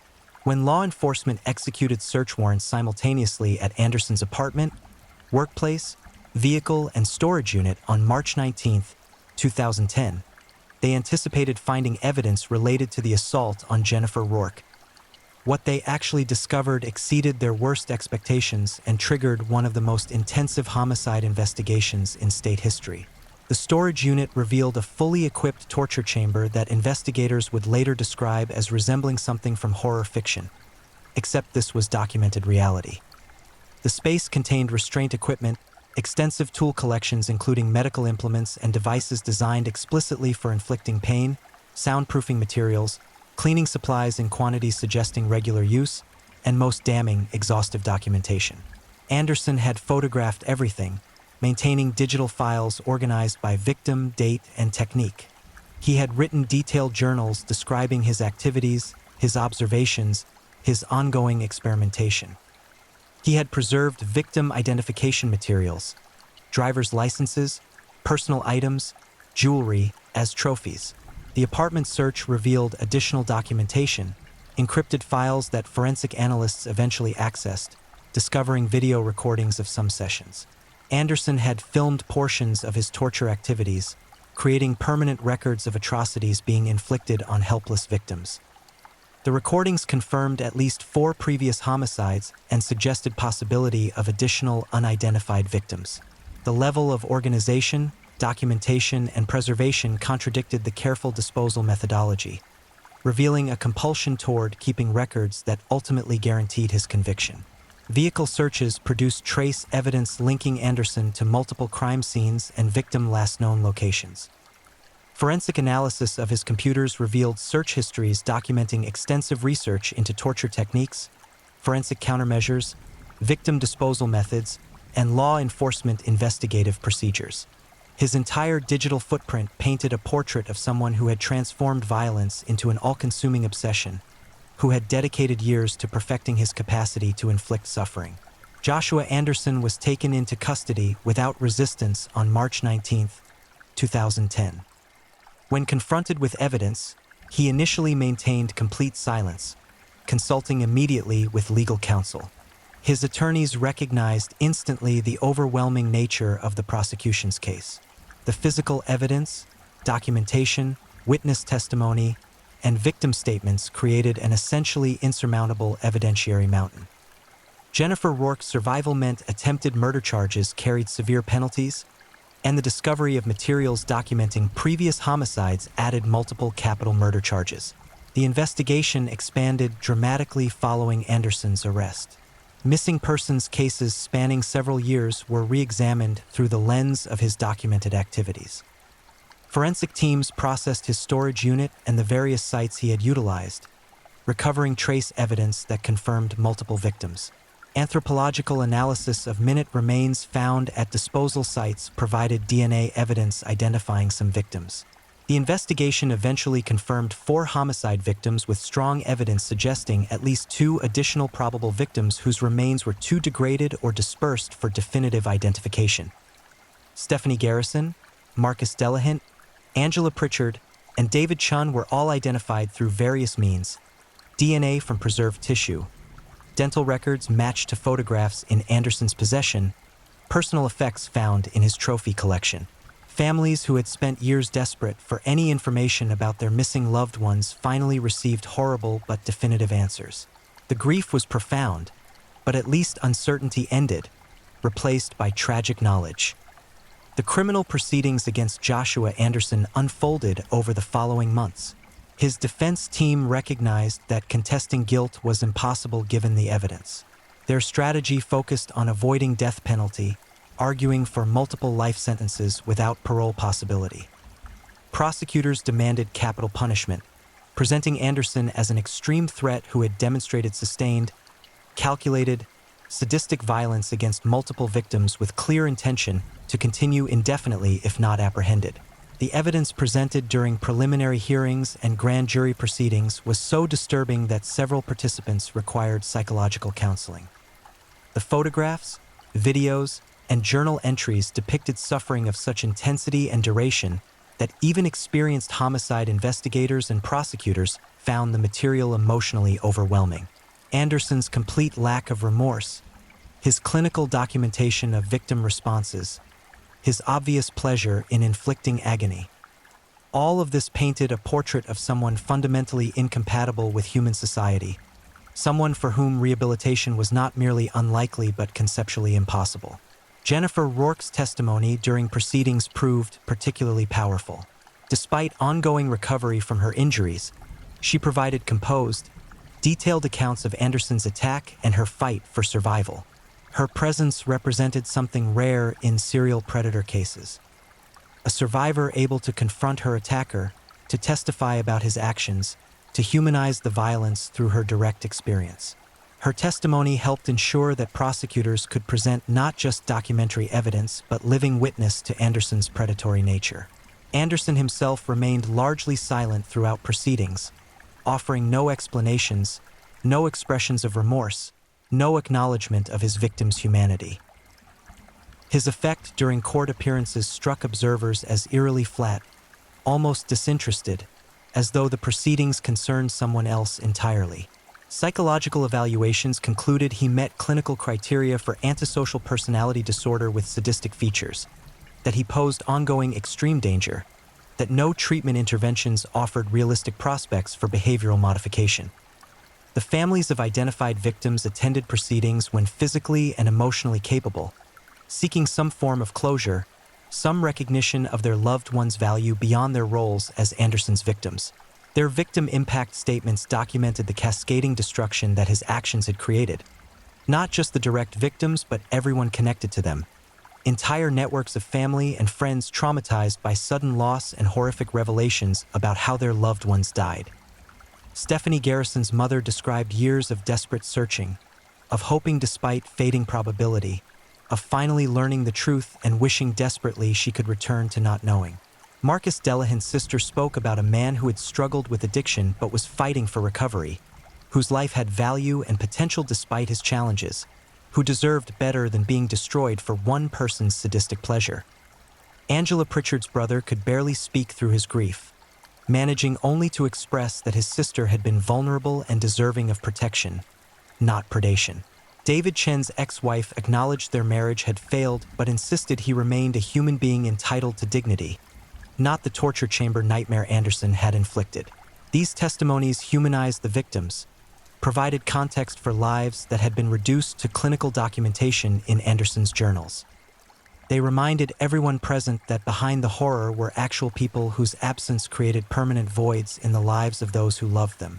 The legal resolution came in November 2010 when Joshua Anderson accepted a plea agreement that removed death penalty consideration in exchange for pleading guilty to 4 counts of first-degree murder, 1 count of attempted murder, and multiple associated charges including kidnapping, aggravated assault, and abuse of a corpse. He was sentenced to 4 consecutive life terms without possibility of parole, plus additional decades for other charges, ensuring he would die in custody regardless of longevity. The plea agreement spared families the trauma of extended capital trial while guaranteeing Anderson would never experience freedom again. It provided definitive legal resolution to cases that had remained open and agonizing for years. And it removed from society a predator who had demonstrated both capability and intent to continue killing indefinitely if given opportunity. Joshua Anderson was transferred to maximum security facility to begin serving his sentences, removed from the world where he had moved undetected for years, finally contained where his capacity to harm was severely constrained. But even his incarceration couldn't undo the damage he had inflicted, couldn't restore the lives he had taken, couldn't heal the trauma he had created. The conclusion of Joshua Anderson's legal proceedings marked the beginning rather than the end of reckoning with his crimes. The revelations about his activities triggered extensive examination of systemic failures that had enabled his predation. How had someone killed multiple people over several years without detection? What vulnerabilities in social services, law enforcement, and community awareness had Anderson exploited? Could similar predators be operating undetected in other jurisdictions? The missing persons investigations related to Anderson's victims had been individually inadequate but not necessarily negligent given information available at the time. Each victim belonged to populations experiencing higher baseline rates of voluntary disappearance or misadventure. Stephanie Garrison's substance dependency issues, Marcus Delahant's unemployment and housing instability, Angela Pritchard's mental health challenges, David Chen's gambling addiction and family estrangement. These factors had all contributed to investigative assumptions that disappearances might reflect personal crises rather than foul play. But collectively, these cases revealed troubling patterns in how society values certain lives over others. Marginalized individuals, those struggling with addiction or mental illness or economic catastrophe, often receive diminished investigative attention when they disappear. Their struggles make them simultaneously more vulnerable to predators and less likely to receive vigorous efforts to locate them. Anderson had understood this dynamic intuitively and exploited it systematically. Law enforcement agencies initiated comprehensive reviews of missing persons protocols, implementing reforms designed to ensure more consistent investigative responses regardless of victim circumstances. Enhanced database sharing between jurisdictions improved ability to identify potential patterns suggesting serial predation. Training programs incorporated lessons from the Anderson case about predatory targeting of vulnerable populations and importance of maintaining investigative pressure, even when initial indicators suggested benign explanations for disappearances. The psychological community found Anderson's case particularly instructive for understanding extreme manifestations of sadistic personality disorder. His extensive documentation provided rare insight into cognitive processes of someone completely lacking empathy, someone who viewed others purely as objects for personal gratification through inflicting suffering. Research papers analyzing his journals and psychological evaluations contributed to academic understanding of how extreme antisocial traits develop and manifest. The communities where Anderson had operated struggled with different aspects of aftermath. His coworkers grappled with the cognitive dissonance between the unremarkable colleague they thought they knew and the monster revealed through investigation. How could someone so normal-seeming harbor such profound darkness? How could they have worked alongside him, interacted daily, shared meals and conversations without detecting any warning signs? The betrayal of their perception created lasting unease about how well anyone can truly know others. His neighbors experienced similar disturbance. The quiet, forgettable tenant who paid rent punctually and caused no disturbances had been using his apartment for planning atrocities, storing documentation of torture and murder, living a complete double existence. The violation of trust and security was profound. Many residents moved, unable to remain in spaces that Anderson had occupied, unable to shake awareness of the horror that had been occurring in proximity to their own lives. For law enforcement personnel who processed Anderson's storage unit and reviewed his documentation, the psychological impact proved severe and enduring. Despite extensive experience with violent crime, many investigators found Anderson's materials qualitatively different from typical homicide evidence. The systematic nature of his torture, the duration of victim suffering, the clinical documentation of human destruction, these elements combined to create trauma responses among seasoned professionals. Several investigators required extended psychological treatment. Some left law enforcement entirely, unable to continue working in fields requiring regular exposure to human depravity after confronting Anderson's particular manifestation of it. Jennifer Rourke's survival represented the pivotal factor preventing additional victims, but her recovery proved long and difficult. The physical injuries from Anderson's assault caused permanent impairment. The psychological trauma required years of intensive therapy. She experienced PTSD symptoms including intrusive recollections, hypervigilance, and anxiety responses. The knowledge that she had very nearly become another of Anderson's torture victims, that only her resistance and the proximity of witnesses had saved her from a nightmare she could barely contemplate. This awareness created lasting emotional scars. Yet Jennifer also demonstrated remarkable resilience. She participated actively in victim advocacy, working to improve services for trauma survivors and increase awareness about personal safety. She provided testimony supporting legislative reforms related to missing persons investigations and resources for families of victims. She transformed her experience from pure victimization into motivation for creating positive change, channeling her trauma toward constructive purposes. Her strength inspired others facing similar struggles with violence aftermath. The identified homicide victims' families navigated grief complicated by the horrific nature of their loved ones' deaths. Learning that someone you cared about experienced prolonged torture before death creates a unique form of traumatic grief. The knowledge that their final hours or days consisted of unimaginable suffering, that they died terrified and in agony, that their remains were desecrated post-mortem. These details inflicted ongoing psychological wounds on surviving family members. Support groups formed among the families, providing spaces where people sharing this particular nightmare could process together without judgment. The connections proved valuable for managing the isolation that comes with extreme trauma. Society generally lacks frameworks for discussing or coping with the reality of loved ones being torture murder victims. The support networks allowed honest expression of rage, grief, guilt, and all the complex emotions arising from such traumatic loss. Questions of culpability beyond Anderson himself generated significant debate.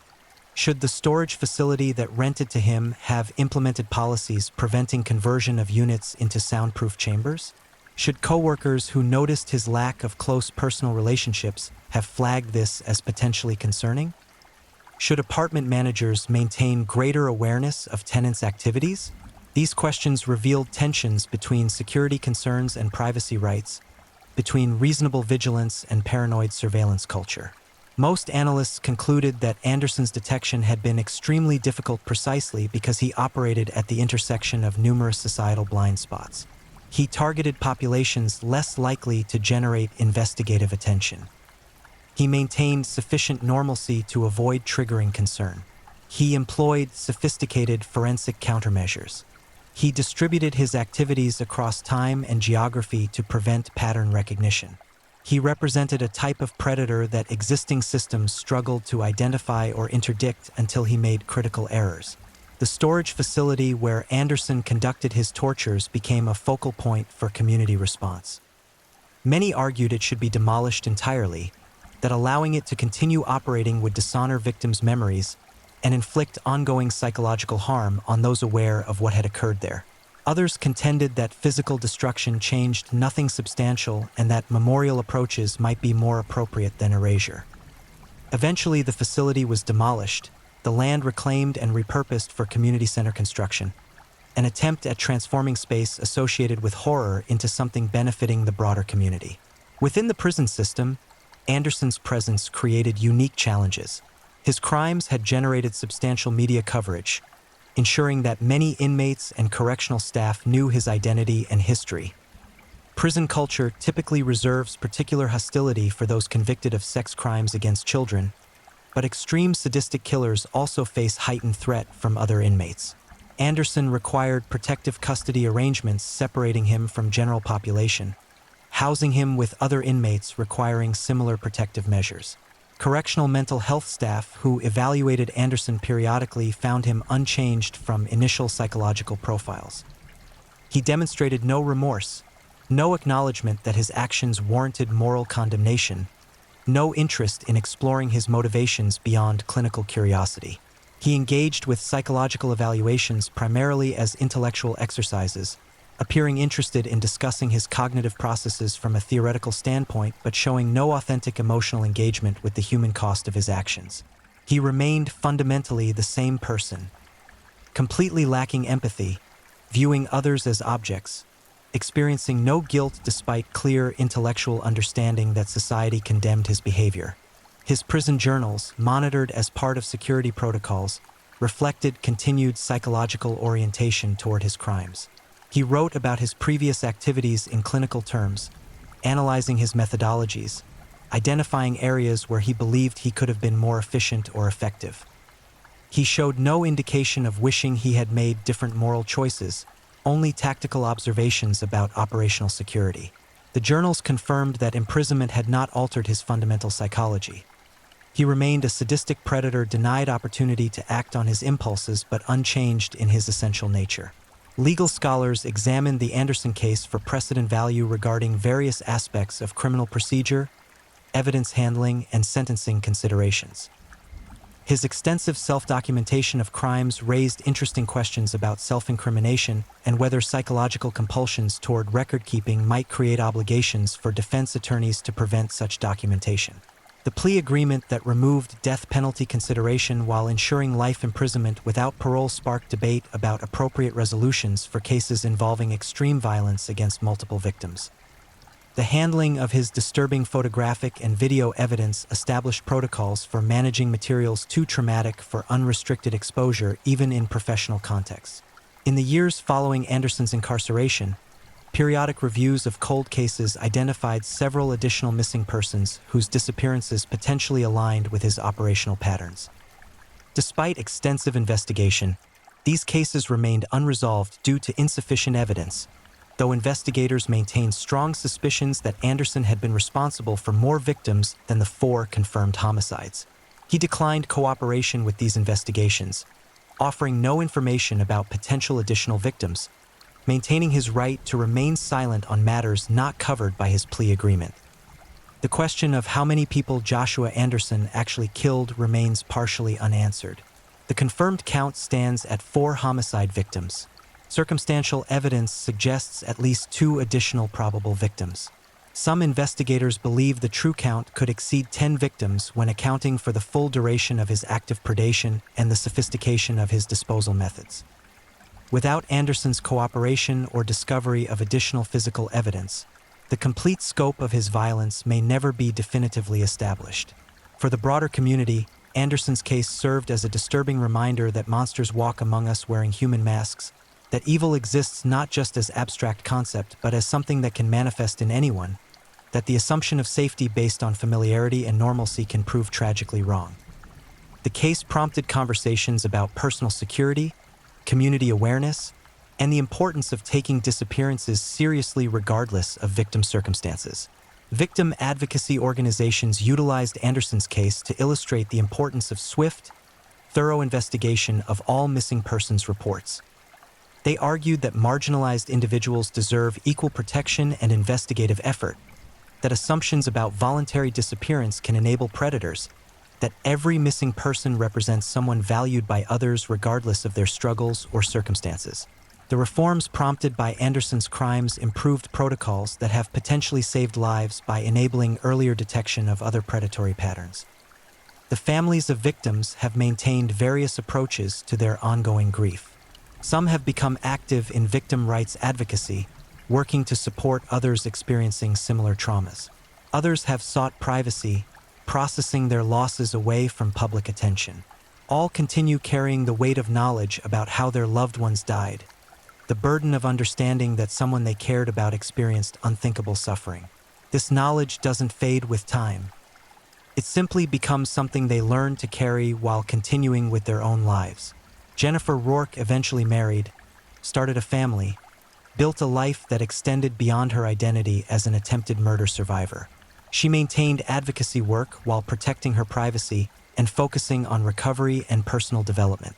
Her resilience demonstrated that even after confronting profound evil, human beings retain capacity for healing, growth, and finding meaning beyond trauma. Joshua Anderson remains incarcerated in maximum security facility, serving his consecutive life sentences with no possibility of release.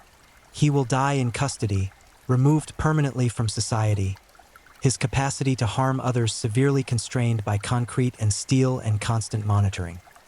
He represents a permanent cautionary example of how far human psychology can deviate from normalcy, how someone can appear unremarkable while harboring impulses toward incomprehensible cruelty. The story of Joshua Anderson, the silent butcher, the surgeon of shadows, stands as a testament to multiple truths. It demonstrates that evil exists not as supernatural force but as human psychological reality. It reveals how predators exploit societal vulnerabilities and marginalized populations. It shows the importance of vigilance, of taking disappearances seriously, of maintaining investigative pressure even when circumstances suggest benign explanations. It illustrates both the devastating impact of violence and the human capacity for resilience in trauma's aftermath. Most fundamentally, it reminds us that behind every true crime narrative are real human beings whose lives had value, whose losses created permanent voids, whose suffering deserves acknowledgement and respect. Stephanie Garrison, Marcus Delahant, Angela Pritchard, David Chun.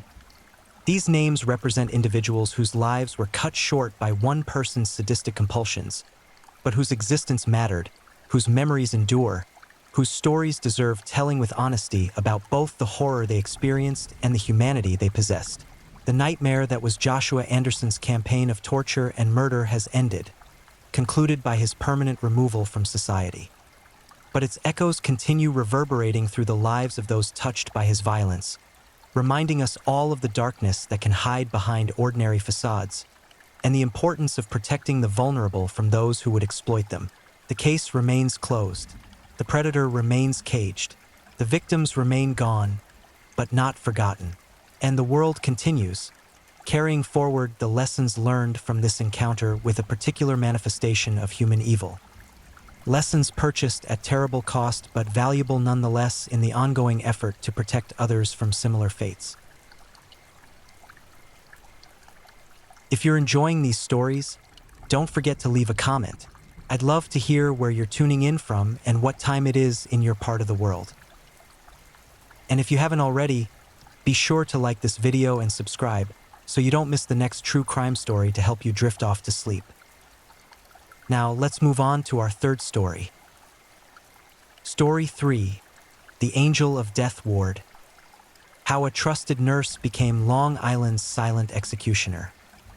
In the fluorescent-lit corridors of a Long Island hospital, where families whispered prayers and placed their faith in healing hands, one nurse moved through the darkness wearing a mask of compassion, while death followed in his shadow like a loyal companion, claiming victims with methodical precision until the body count became impossible to ignore. What transforms a caregiver into a calculated destroyer of life? Richard Angelo didn't arrive at Good Samaritan Hospital with a knife or a gun. He came with syringes filled with paralyzing poison, a fabricated smile, and an insatiable hunger for recognition that could only be satisfied by orchestrating medical emergencies he alone could heroically resolve. But when patients stopped breathing, when hearts ceased their rhythm, when the rescue attempts failed and the death toll climbed, investigators began to see the pattern. The savior and the killer were the same man. This is the story of how ambition twisted into homicide, how trust became a weapon, and how one man's desperate need for validation turned a place of healing into a hunting ground where the vulnerable became prey, the innocent became statistics, and a nurse's rounds became a procession toward the grave. Richard Angelo entered the world without fanfare, without prophecy, without any indication that he would one day stand accused of transforming hospital beds into death chambers. Born in the late summer of 1962, he grew up in the sprawling suburban landscape of Long Island, New York, a place where manicured lawns concealed ordinary secrets and average families raised children who dreamed average dreams. His childhood unfolded in predictable patterns. School days and summer nights, unremarkable achievements and forgettable disappointments. Yet beneath the veneer of normalcy, something festered, a gnawing inadequacy, a relentless hunger for significance that no amount of ordinary success could ever satisfy. Those who knew Angelo during his formative years described him as unremarkable, a young man who blended into crowds, whose presence rarely registered in memory. He wasn't the star athlete commanding attention on playing fields, nor was he the brilliant student collecting academic accolades. He existed in the margins, watching others claim the spotlight he desperately craved, feeling the sting of invisibility with each passing year. That corrosive envy, that suffocating sense of being overlooked, would eventually metastasize into something far more dangerous than wounded pride. The medical profession beckoned to Angelo not because of some profound calling to heal, but because it offered a pathway to the recognition that had eluded him throughout his youth.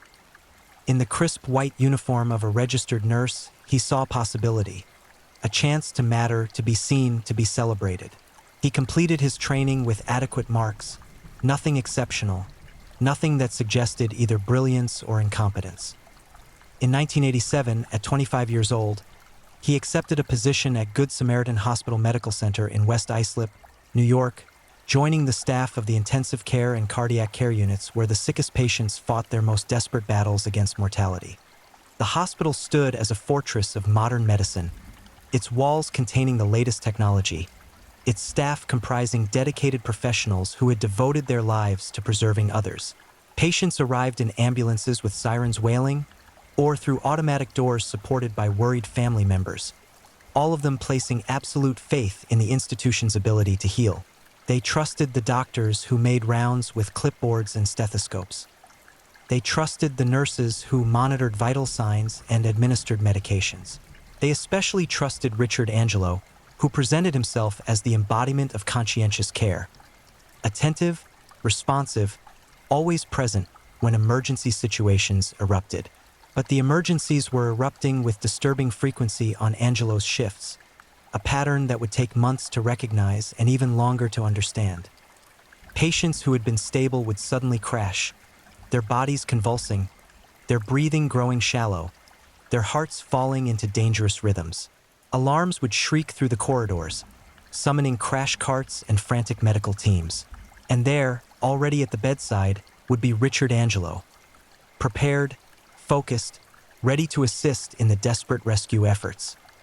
In the chaotic aftermath of these medical crises, when patients were stabilized or pronounced dead, when families wept in waiting rooms and doctors reviewed charts searching for explanations, Angelo basked in the attention his colleagues directed his way.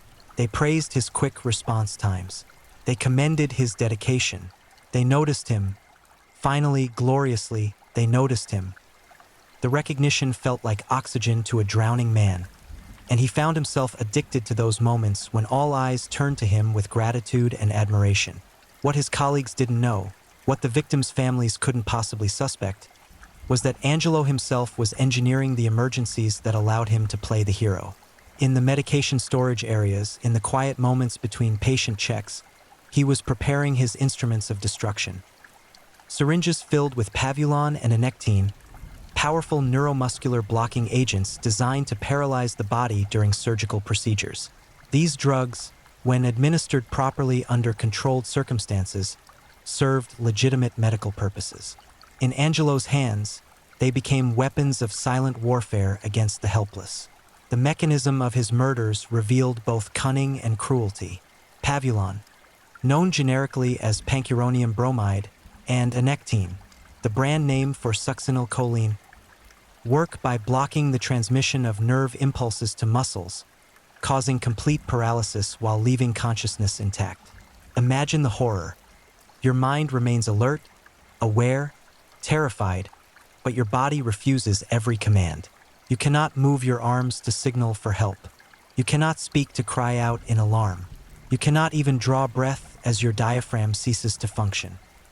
You lie there, trapped inside your own flesh, experiencing the slow suffocation that comes when paralysis prevents your lungs from expanding, feeling death approach with excruciating awareness while appearing externally peaceful to observers who cannot perceive your internal agony. Angelo would enter patient rooms during the vulnerable darkness of night shifts when fewer staff members walked the halls and families had departed for their own beds.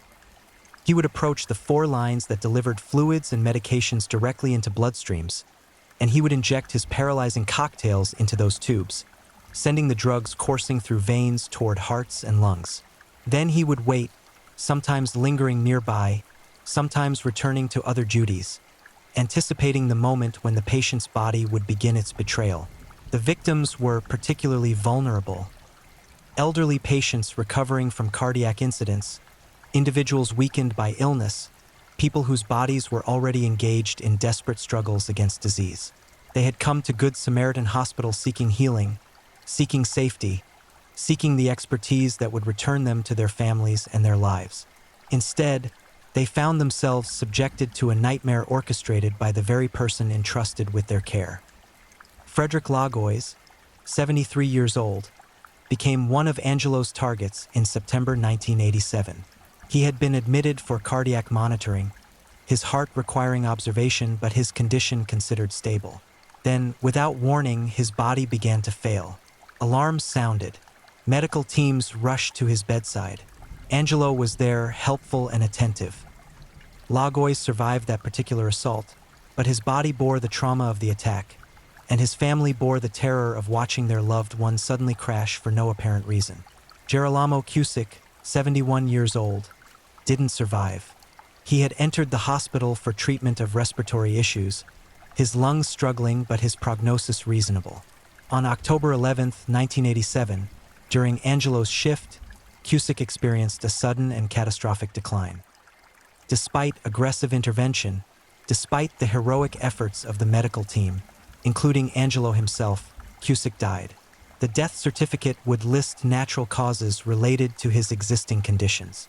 No one suspected that his final moments had been orchestrated, that his death had been delivered through an four-line by hands that should have protected him. As autumn descended upon Long Island in 1987, painting the landscape in shades of amber and crimson, death continued its grim harvest within the walls of Good Samaritan Hospital. The pattern intensified, the frequency of medical emergencies on certain shifts becoming too pronounced to ignore, yet the truth remained obscured behind the complexity of critical care medicine. When elderly patients with existing conditions suddenly deteriorated, when hearts faltered and lungs struggled, the natural assumption pointed toward disease progression rather than deliberate harm. Death was no stranger to intensive care units. It was expected, even inevitable for some patients. But what was happening in Angelo's domain transcended the natural course of terminal illness. John Michael Fisher, 75 years old, had survived the challenges of open-heart surgery and was navigating the vulnerable recovery period when Angelo administered his toxic injection. Fisher's body rebelled instantly, his systems shutting down as the paralytic agents overwhelmed his already compromised physiology. The medical team launched into emergency protocols, fighting desperately to reverse the mysterious collapse. Fisher survived, but barely, his body bearing invisible scars from an attack he would never understand and could never have anticipated. Margaret Montefort, 78 years old, arrived at Good Samaritan Hospital with a urinary tract infection, a common ailment easily treatable, nothing that should have threatened her life. She should have received antibiotics, fluids, and routine monitoring before returning home to her family. Instead, she encountered Richard Angelo during the overnight hours of October 31, 1987. He injected his paralytic cocktail into her four-line, and she experienced the terror of suffocation while her body refused to obey her panicked commands. The medical team responded to the emergency, Angelo among them, performing the choreographed dance of resuscitation.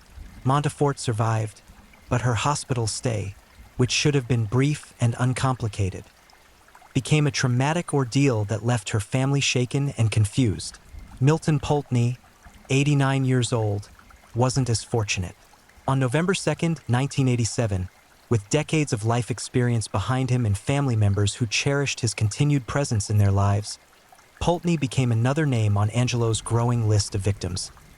The injection came during the quiet hours, the paralysis followed its predictable and terrifying course, and despite the aggressive intervention of medical staff, Pulteney's aged body couldn't withstand the assault.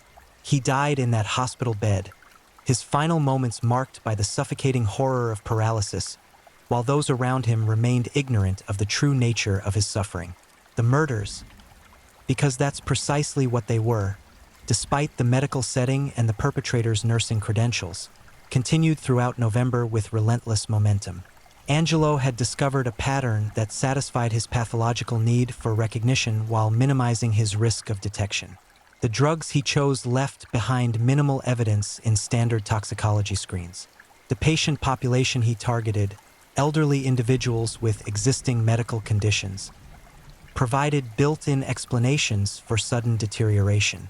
The chaos of emergency responses prevented careful observation of his actions, and the accolades he received for his quick responses and tireless dedication fed the addiction that drove him to kill again and again.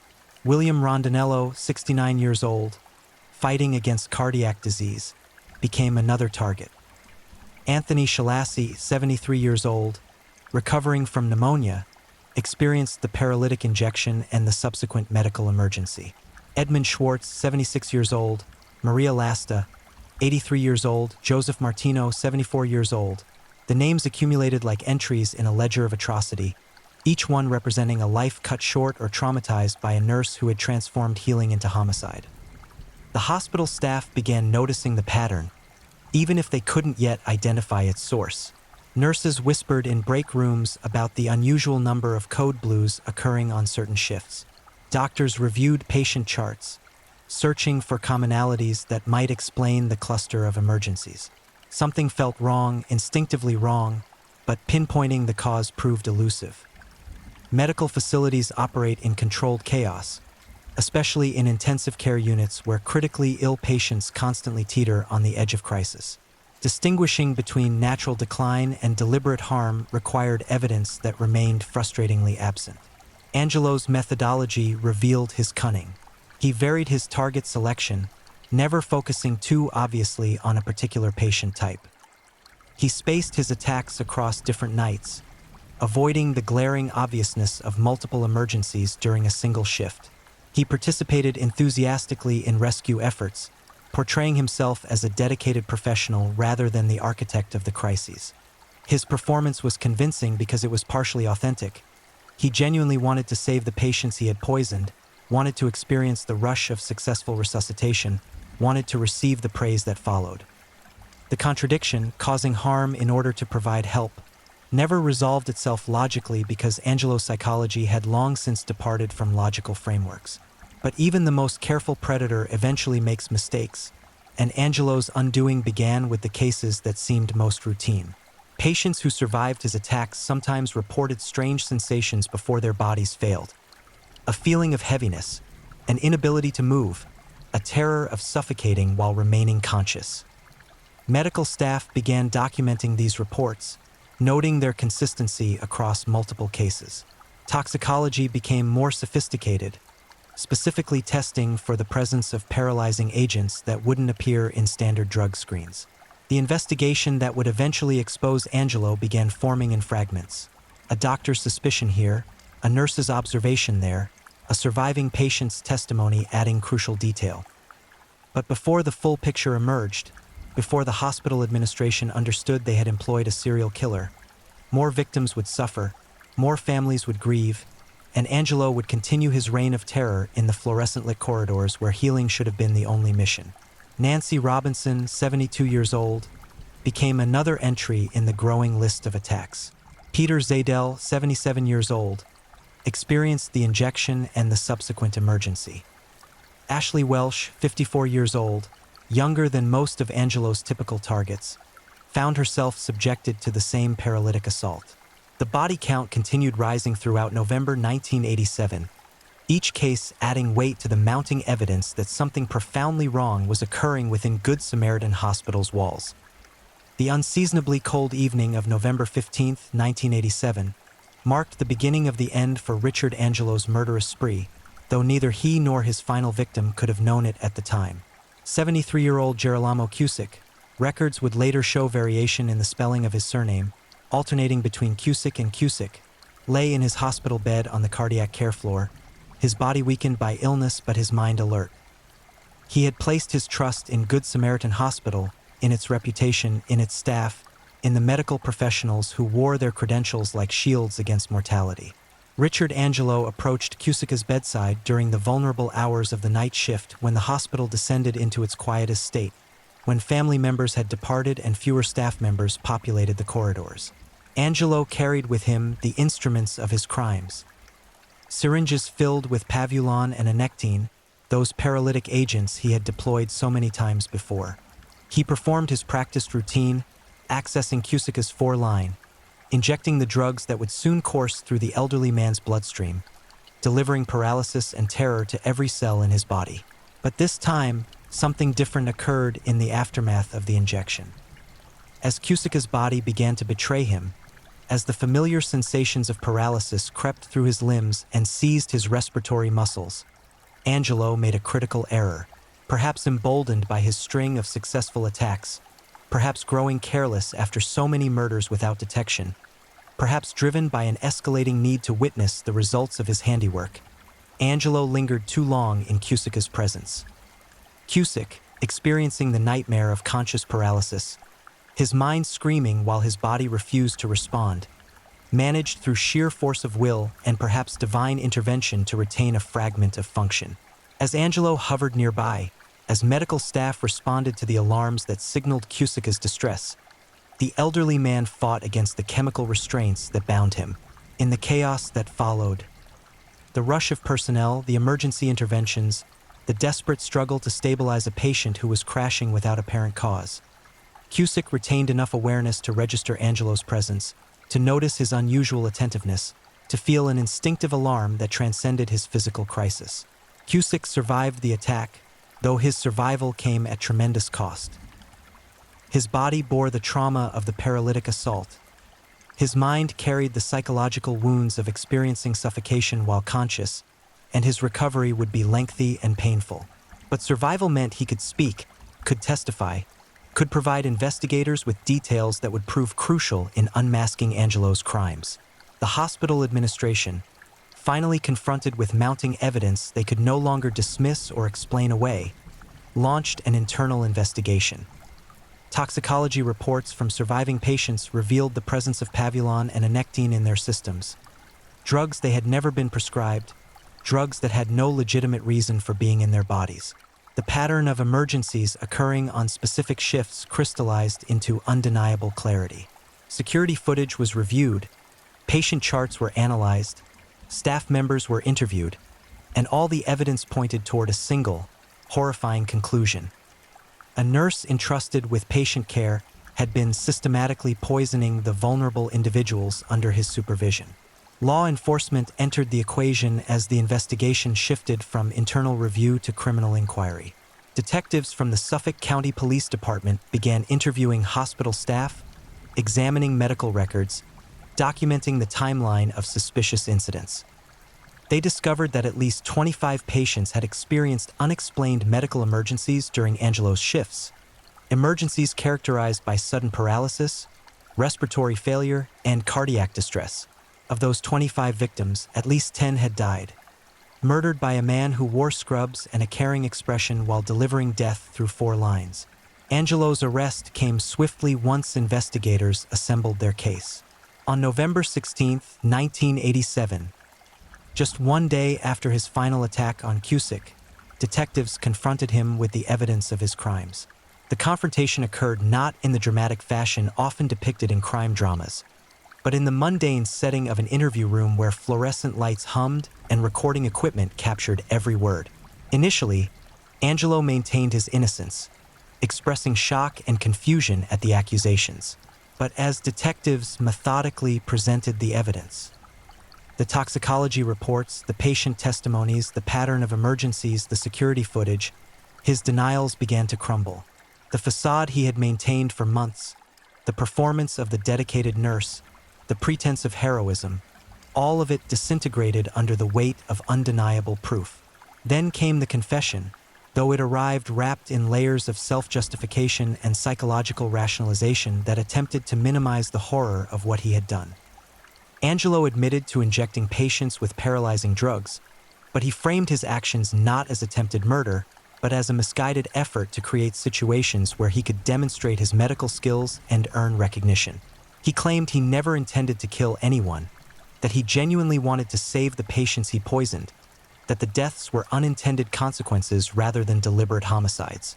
This defense, that he was trying to be a hero rather than a murderer, revealed the depths of Angelo's psychological distortion. The concept, sometimes referred to as hero syndrome or Munchausen syndrome by proxy in medical contexts, describes individuals who create emergencies so they can resolve them and receive praise. But Angelo's version of this phenomenon had escalated far beyond attention-seeking behavior into the realm of serial murder. His need for recognition had become so consuming, so pathological, that he was willing to poison patients, willing to cause them to suffer the terror of paralysis and suffocation, willing to risk their deaths, all for the fleeting gratification of being noticed and praised by his colleagues. The confession provided investigators with crucial details about his methodology. which drugs he used, how he accessed and prepared them, how he selected victims, how he administered the injections, and how he participated in the rescue efforts. He admitted to attacking at least 25 patients, though investigators suspected the actual number might be higher, with additional cases remaining unidentified because patients had died and been buried before suspicions arose, or because they had attributed their emergencies to natural disease progression. The hospital staff, learning the truth about their colleague, experienced a collective trauma that would take years to process. They had worked alongside Angelo, had praised his dedication, had trusted him with patients' lives.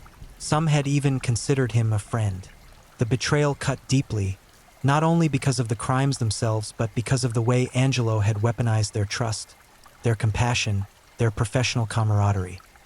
The institution itself faced a crisis of confidence, as families of patients, both living and deceased, demanded answers about how a serial killer had operated undetected within a medical facility for so many months. The criminal proceedings against Richard Angelo unfolded against a backdrop of public horror and fascination. How could a nurse, a figure associated with healing and compassion, transform into an instrument of death? The case captured media attention throughout 1988 and 1989, filling newspaper columns and television broadcasts with details that seemed too disturbing to be real yet were documented with clinical precision in court records and police reports. Prosecutors faced the challenge of proving Angelo's intent, of demonstrating that his actions constituted murder rather than catastrophic medical malpractice. The defense would argue that Angelo never intended to kill, that he was a troubled young man seeking validation who had made terrible choices but lacked genuine murderous intent. The legal battle would ultimately hinge on whether jurors believed that injecting patients with paralyzing drugs, knowing such drugs could cause death, constituted depraved indifference to human life sufficient to support murder charges. The trial began in 1989, conducted in the Suffolk County Courthouse, where Angelo faced multiple counts of murder, attempted murder, assault, and reckless endangerment. The prosecution presented a devastating case built on medical evidence, patient testimony, expert witness analysis, and Angelo's own confession. Survivors took the witness stand to describe their experiences. The sudden onset of paralysis, the terror of being unable to breathe, the horror of remaining conscious while their bodies failed them. Family members of deceased victims testified about their losses, about the sudden and unexpected deaths of loved ones who had been recovering before Angelo's shift. Medical experts explained to the jury the mechanism of pavulon and anectine, describing in clinical detail how these drugs paralyze the body while leaving consciousness intact, how they cause respiratory failure by preventing the diaphragm from contracting, how death comes through suffocation while the victim remains aware of their fate. The testimony painted a picture of Angelo's crimes that transcended typical notions of murder. This wasn't killing with a gun or a knife, wasn't a crime of passion or spontaneous violence.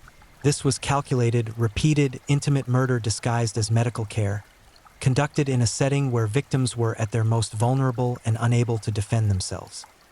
The defense attempted to portray Angelo as psychologically disturbed rather than criminally malicious, a young man suffering from profound insecurity and a pathological need for validation who had made catastrophic choices without fully understanding the consequences.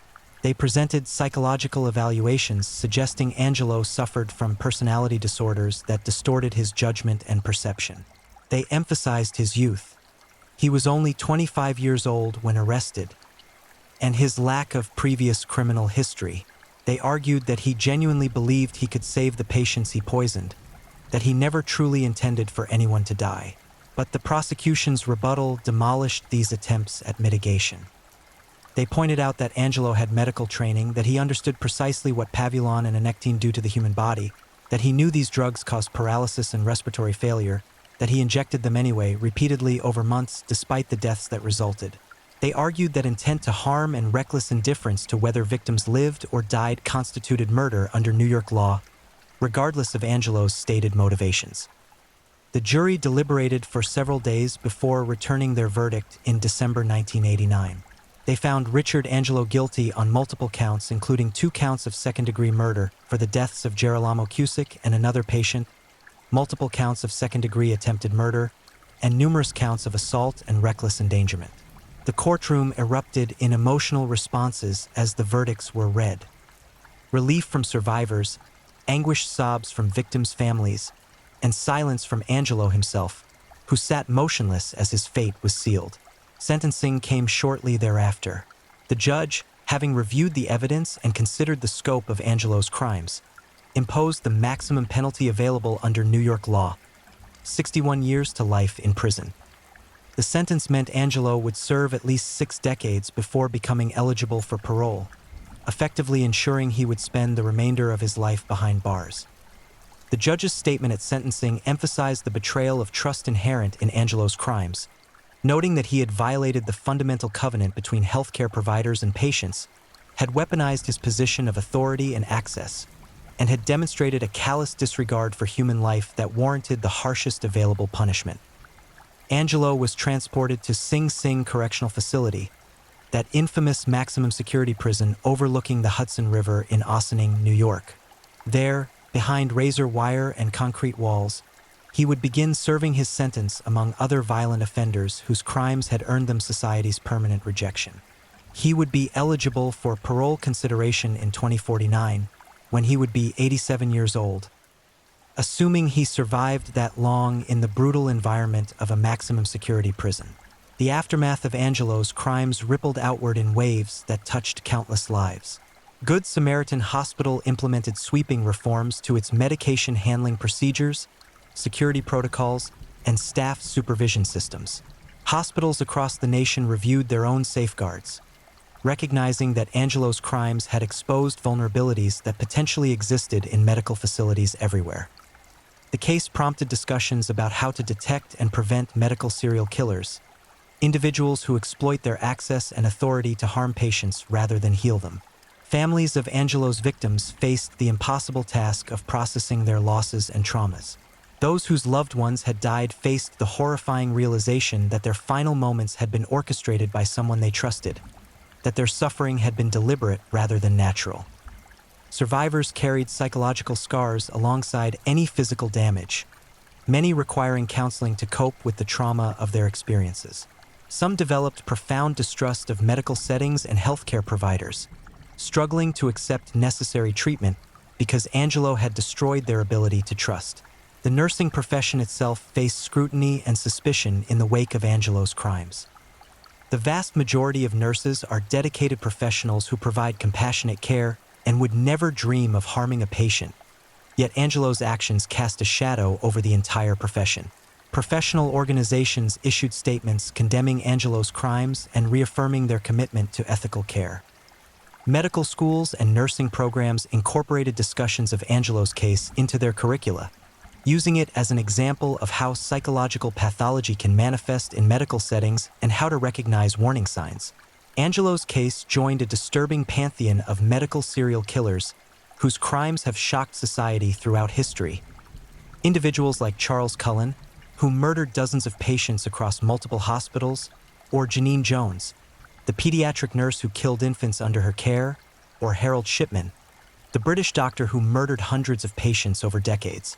These cases share common elements: the exploitation of trust, the abuse of medical access, the targeting of vulnerable victims, and the extended periods of operation before detection. They raise fundamental questions about how society can protect patients from those who would harm them while maintaining the trust essential to medical care. Richard Angelo remains incarcerated as of this writing, decades into his sentence, his name synonymous with betrayal and brutality. He has given occasional interviews over the years, continuing to claim that he never intended to kill, that he was trying to be a hero, that his judgment was impaired by psychological issues. These statements ring hollow against the evidence of his crimes, the testimony of his victims, and the body count that resulted from his actions. The victims, those who died and those who survived, deserve remembrance not merely as statistics in a serial killer's tally, but as individuals whose lives mattered, whose suffering was real, whose losses diminished the world. Their names, Girolamo Cusick, Milton Poltny, William Rondinello, Frederick Lagoys, and all the others, stand as a testament to the lives cut short or traumatized by a man who should have protected them. Angelo's crimes remind us that monsters don't always lurk in shadows or attack from dark alleys. Sometimes they wear professional uniforms and carrying smiles, working in brightly lit institutions dedicated to healing. Sometimes they are the very people we trust most, the ones we rely upon in our most vulnerable moments. And that realization, that betrayal can come from those charged with our care, remains perhaps the most disturbing legacy of Richard Angelo's reign of terror in the halls of Good Samaritan Hospital. The case stands as a permanent warning. Vigilance must never cease, trust must be accompanied by verification, and the systems designed to protect the vulnerable must be constantly refined and strengthened. Because somewhere, in another hospital or care facility, another Richard Angelo might be preparing his instruments, selecting his victims, and planning his attacks. Unless we learn from the past and remain forever watchful against those who would transform healing into homicide. If you're enjoying these stories, don't forget to leave a comment. I'd love to know where you're tuning in from and what time it is in your part of the world. And if you haven't already, make sure to like this video and subscribe so you never miss the next true crime story to help you unwind. Now, let's get into our final story. Story 4. The Butcher of Benisov. How a quiet farmer became Czechoslovakia's most savage killer. In the shadow-draped countryside of post-war Czechoslovakia, where the earth still whispered of recent horrors and survival meant silence, one man discovered that the line between slaughtering livestock and extinguishing human life was thinner than the edge of his own blade. And once crossed, there would be no turning back from the abyss that consumed him. What transforms an ordinary man into a creature of unfathomable violence? Not madness, not rage, not even desperation, but something far more terrifying.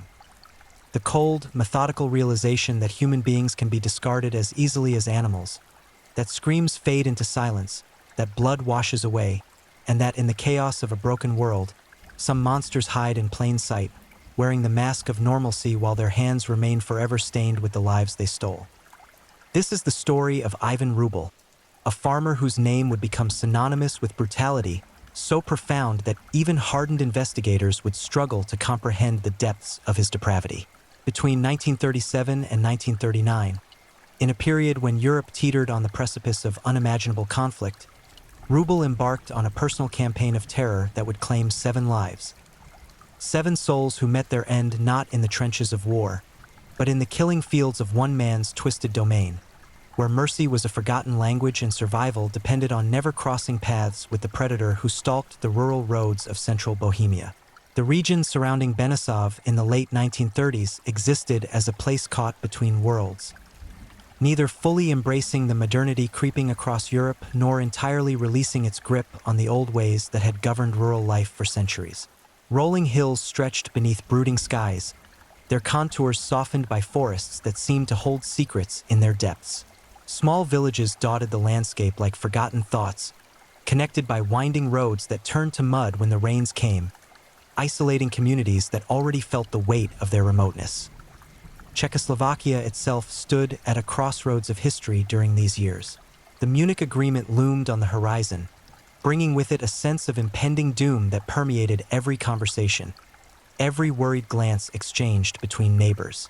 People spoke in hushed tones about the future, about borders that might shift, about the growing thunder of boots marching across distant nations. In such times, when the world seemed poised to tear itself apart, individual tragedies could be overlooked, swallowed by the larger narrative of national anxiety. Ivan Rubel understood this instinctively, though perhaps not consciously. Born into the unforgiving rhythm of agricultural life, he had learned early that survival demanded a certain hardness, an ability to perform tasks that would make softer souls recoil. On farms throughout the region, death was not an abstraction but a daily necessity. Animals raised with care were led to slaughter when their time came, their protests ignored, their blood drained efficiently into buckets while their bodies were carved into portions that would sustain families through harsh winters. Rubel operated a modest farm on the outskirts of established settlements, a property that gave him both the space to work and the privacy that would later prove so crucial to his darker activities. His neighbors knew him as taciturn, a man who kept his own counsel and expected others to respect his boundaries. There was nothing particularly remarkable about him at first glance. He possessed neither the charisma that draws people close nor the obvious menace that keeps them at bay. Instead, he occupied that unremarkable middle ground where most people exist, forgettable in a crowd, easy to overlook. But beneath this mundane exterior, something twisted had taken root. Whether born from some fundamental defect in his nature or cultivated gradually through experiences that corroded his humanity, Rubel harbored appetites that diverged sharply from social norms. The exact origins of his violent impulses remain shrouded in speculation. He never offered detailed explanations or justifications that might illuminate the psychological landscape that produced such monstrous behavior. What became clear through subsequent investigation was that by 1937, Rubel had made a catastrophic decision. He would prey upon vulnerable travelers who passed through the isolated areas surrounding his property. The victims he selected shared certain characteristics. They were individuals whose absence might not immediately raise alarms, people whose connections to community and family were tenuous enough that their disappearance could be rationalized or overlooked. Wanderers, drifters, those displaced by economic hardship or personal misfortune. These became the focus of his predatory attention. His methodology revealed a chilling degree of calculation. Rather than acting on impulse or in moments of uncontrolled fury, Rubel approached his killings with the same methodical mindset he applied to farm work. He identified opportunities, assessed risks, and executed his plans with disturbing efficiency. The rural landscape that had shaped his life now became the theater for his crimes, its isolation transformed from a simple fact of geography into a tactical advantage. The first victim fell into his orbit through circumstances that seemed almost mundane. A chance encounter on a road where few traveled, a brief conversation that revealed vulnerability, an offer of assistance that masked lethal intent. Once Rubel had lured his target to a location where screams would not carry and resistance could be overcome, the true horror began. The violence he inflicted went far beyond what was necessary to simply end a life. This was not killing born of necessity or even rage. It was brutality for its own sake, an expression of power unconstrained by empathy or moral consideration. Using tools familiar from his agricultural work, implements designed to butcher livestock, Rubel subjected his victims to suffering that defied comprehension. Blades that had opened the throats of pigs and cattle now carved into human flesh with the same dispassionate efficiency. The physical evidence discovered later would paint a picture of sustained torture, of victims who endured prolonged agony before death finally came as a mercy.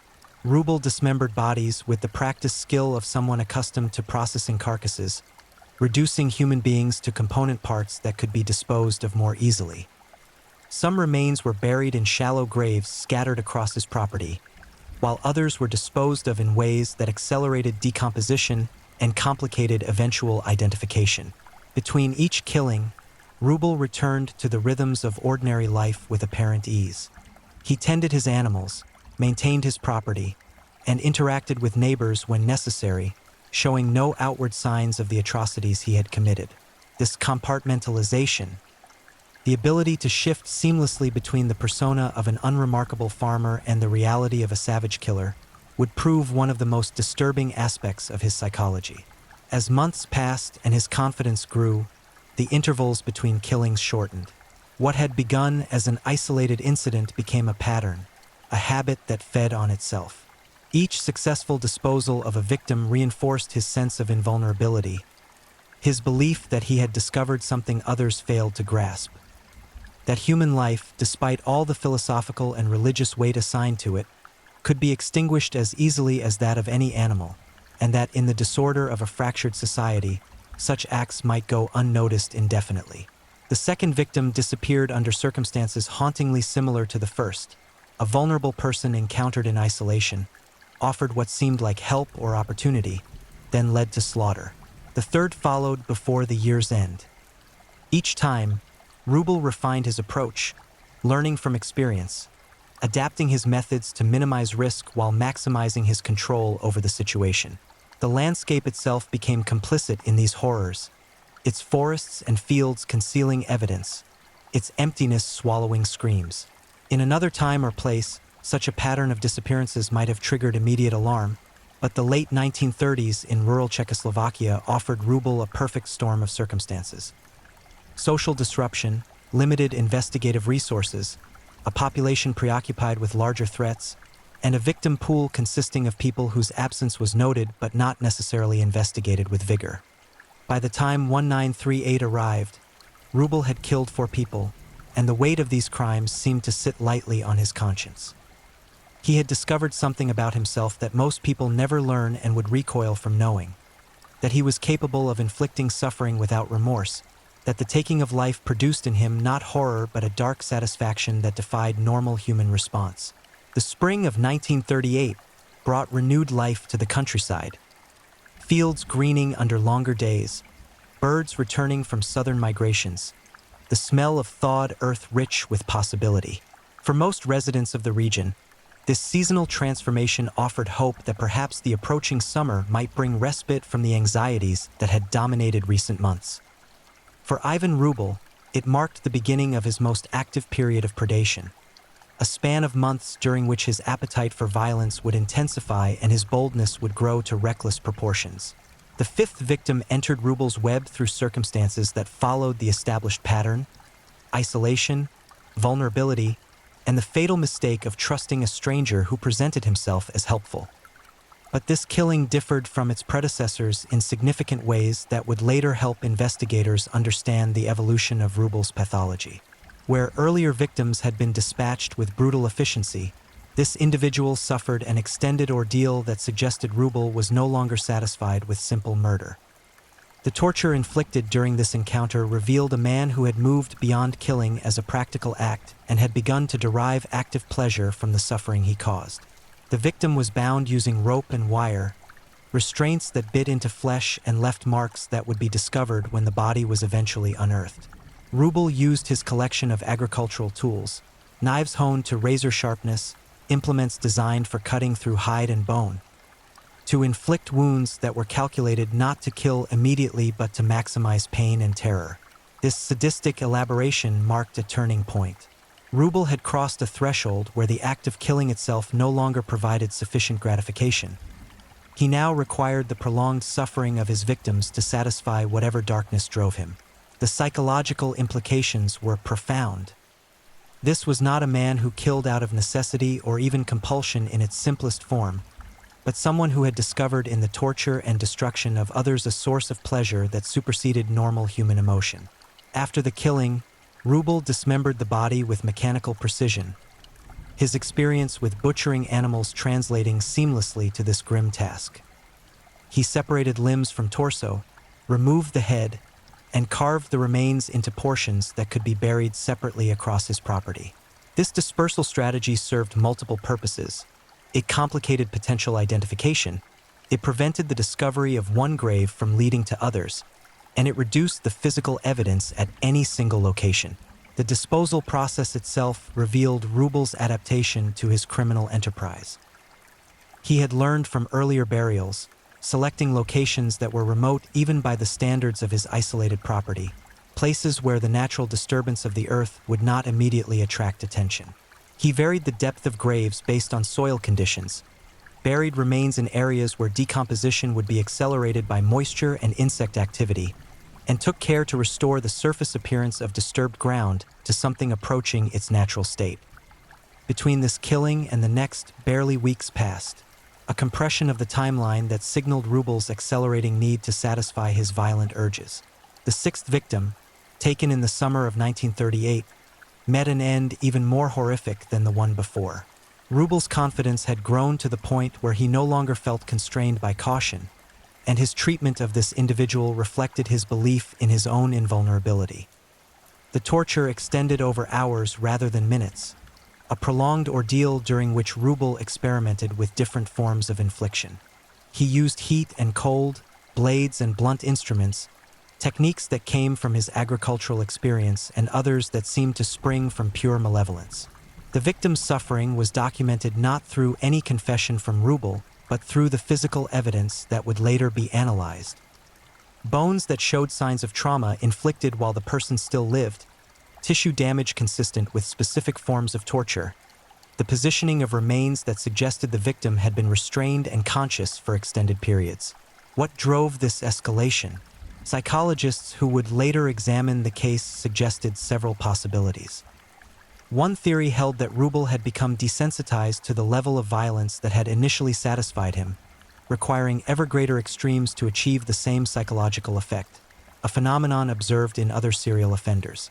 Another interpretation suggested that his success in evading detection had produced a sense of omnipotence, a belief that he existed outside normal constraints and could indulge his darkest impulses without consequence. A third possibility, perhaps more disturbing than the others, was that Rubel was simply expressing his true nature, that the earlier restraint had been temporary caution rather than moral inhibition, and that once he felt secure, he revealed himself fully as a being fundamentally devoid of empathy or compassion. The seventh and final victim disappeared in the late summer of 1938, as Europe held its collective breath waiting to see whether war would finally erupt. Against this backdrop of international tension, one more person vanished into the void created by Rubel's predation. This individual, like those before, made the fatal error of crossing paths with a predator who had perfected his craft, who had learned through experience exactly how to identify vulnerability, exploit trust, and transform another human being from a living person with hopes and fears into a corpse to be carved up and hidden. The method by which this final victim died followed the pattern Rubel had established. Lured to isolation through false pretenses, overpowered once resistance became impossible, then subjected to a nightmarish ordeal that combined physical torture with the psychological horror of knowing death approached but could not be hastened. The implements Rubel used had become familiar friends to him by this point, tools he handled with the confidence of long practice. This seventh killing satisfied Rubel's appetites for a time, but it also marked the beginning of the end of his freedom. The accumulation of disappearances, even in a time of social disruption and limited investigative resources, had not gone entirely unnoticed. Whispered conversations in villages mentioned missing persons, and while no single case had triggered intensive investigation, the pattern existed for those who cared to look. Moreover, Rubel's increasing boldness had made him less careful about certain details. He had grown complacent, confident that the isolation of his property and the chaos of the times would continue to shield him. This confidence, born of repeated success, would prove his undoing in ways he could not anticipate. As autumn arrived in 1938, bringing shorter days and the first hints of approaching winter, Ivan Rubel continued his life much as he had before, tending his farm, interacting minimally with neighbors, and maintaining the facade of normalcy that had served him so well. But beneath this surface calm, he had become something monstrous, a creature that wore human form while embodying something far removed from humanity. 7 people had disappeared into the black hole of his existence. 7 individuals who had possessed their own stories, their own networks of connection however tenuous, their own right to continue living.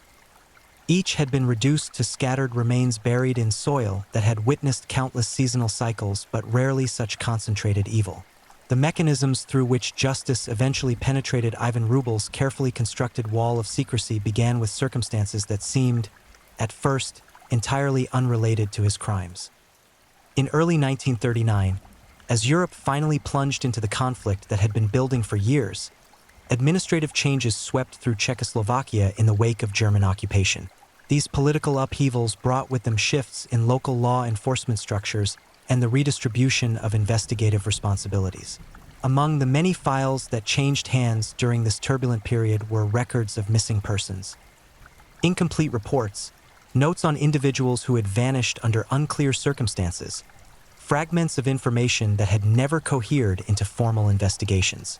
One particular local investigator, newly assigned to the Benesov region, found himself reviewing these accumulated cases with fresh eyes unburdened by the previous assumptions that had allowed patterns to remain hidden. This investigator, whose name has been lost to the limitations of historical record, but whose work would prove crucial, noticed what others had missed: a geographical clustering of disappearances centered around a specific rural area. While the victims themselves seemed disconnected, different backgrounds, different circumstances, no obvious relationships to one another, their last known locations fell within a surprisingly confined region. When plotted on a map, These points of disappearance formed a pattern that was difficult to dismiss as coincidence.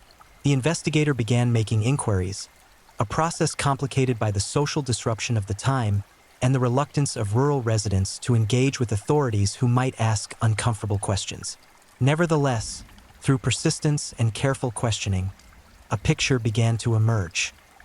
Multiple witnesses recalled seeing individuals who matched the descriptions of missing persons in the company of a local farmer, or on roads that led toward his property. These were not dramatic revelations, but rather small observations, fragments of memory that individually meant little but collectively suggested a connection worth investigating. Ivan Rubel first became aware of official interest in his activities through indirect channels. Conversations that went quiet when he approached, glances that lingered a moment too long, the subtle shifts in social interaction that signaled suspicion even when not openly expressed. His initial response combined caution with confidence. He had evaded detection for nearly 2 years, had disposed of 7 bodies with what he believed was sufficient care, and saw no reason why casual inquiry would escalate into serious investigation. This confidence proved his greatest miscalculation.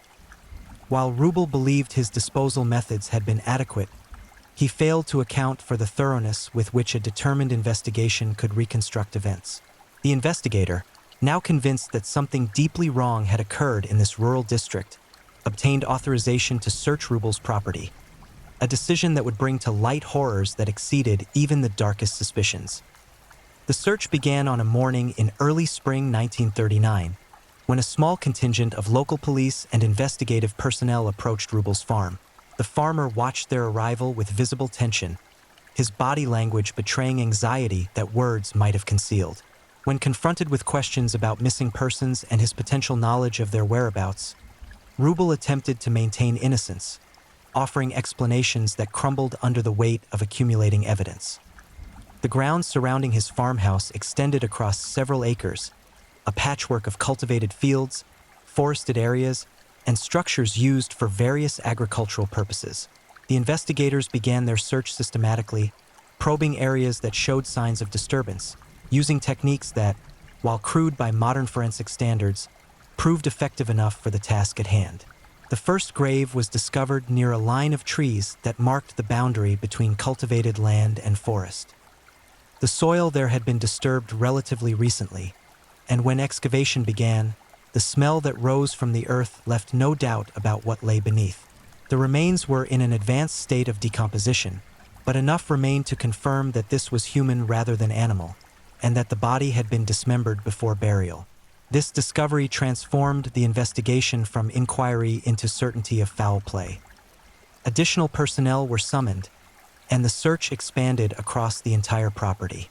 Over the following days, a grim pattern of discovery unfolded.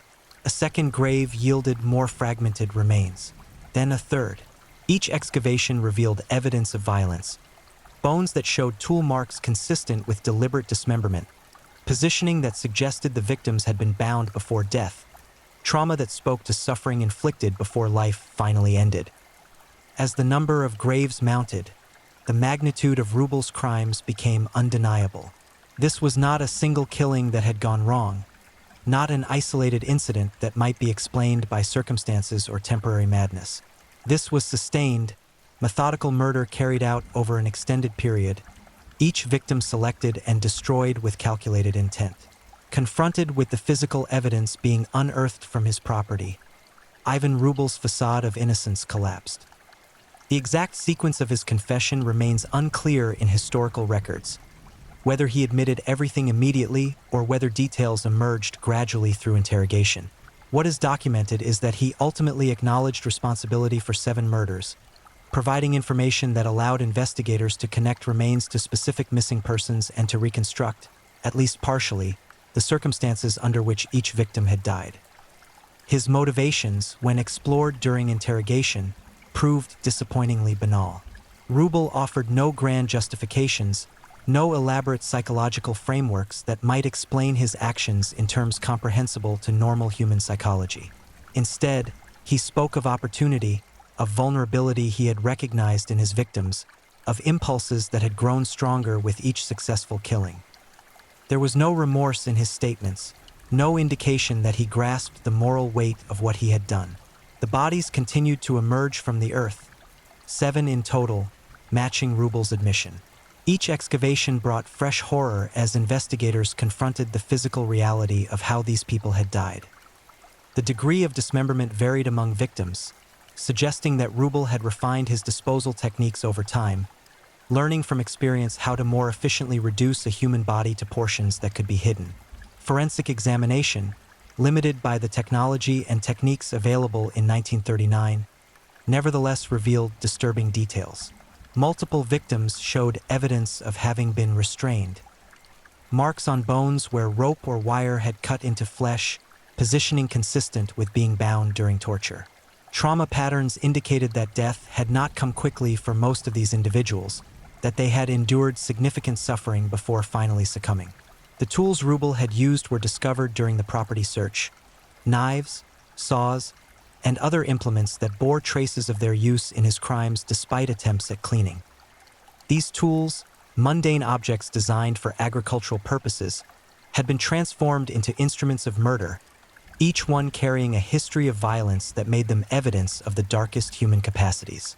As news of the discoveries spread through the region, the initial response combined shock with a darker understanding that something monstrous had been living among the community undetected. Neighbors who had exchanged casual greetings with Rubel now re-examined every interaction through the lens of his revealed nature. Had there been signs they missed? Could something have been done to prevent these deaths if someone had looked more carefully, asked better questions, insisted on answers when vague explanations were offered? These questions haunted the community even as the legal process ground forward. Rubel was formally charged with 7 counts of murder, crimes that carried the most severe penalties available under the legal system of the time. The evidence against him was overwhelming. His own confession, the physical remains recovered from his property, witness testimony placing victims in his vicinity before their disappearances, and the forensic analysis that connected the dots between individual cases and revealed the full scope of his predation. The investigation closed with a sense of grim completion. 7 victims identified, 1 perpetrator in custody, a community forced to confront the reality that profound evil had flourished in their midst. But completion of the investigation was merely a prelude to the legal reckoning that would follow. The prosecution of Ivan Rubel proceeded with an efficiency characteristic of the legal systems operating in Central Europe during the early war years. Systems that, while different in structure from modern judicial processes, nonetheless maintained fundamental commitments to evidence-based determination of guilt and proportionate punishment for established crimes. The trial, held in regional courts with jurisdiction over serious criminal matters, attracted significant attention despite the larger context of war that dominated public consciousness during 1939. The proceedings against Rubel benefited from the strength of evidence that investigators had accumulated. Unlike many criminal cases that rest on circumstantial connections or witness testimony subject to interpretation, the prosecution could present physical proof of extraordinary clarity. 7 bodies recovered from the defendant's property, forensic analysis connecting those remains to missing persons, and Rubel's own admissions regarding his responsibility for the deaths. The courtroom presentations described in surviving records painted a picture of methodical violence that disturbed even legal professionals accustomed to confronting human criminality. Prosecutors detailed each killing individually, reconstructing timelines of disappearance, describing the evidence of torture found on recovered remains, and presenting testimony from witnesses who had seen victims in Rubel's presence shortly before they vanished. The cumulative effect of these presentations was devastating, creating an irrefutable narrative of sustained predation. Rubel himself participated minimally in his defense. Legal representation was provided according to the standards of the time, but little could be done to contest the fundamental facts of the case. Defense efforts focused not on claiming innocence, but on attempting to establish mitigating circumstances. A strategy that proved futile given the calculated nature of the crimes and the absence of any genuine remorse from the defendant. During testimony, Rubel's effect remained disturbingly flat. Observers noted his apparent disconnection from the enormity of what was being discussed, as though the suffering and death of 7 people constituted nothing more than administrative details to be processed. This emotional absence, this fundamental inability or unwillingness to acknowledge the humanity of his victims reinforced the prosecution's portrayal of him as someone who existed outside normal moral frameworks. The victims themselves, insofar as their stories could be reconstructed, represented a cross-section of rural poverty and social marginalization. Several had been traveling workers, moving between farms and villages in search of employment during economically difficult times. Others fit the profile of individuals whose connections to stable communities had been severed by personal circumstances.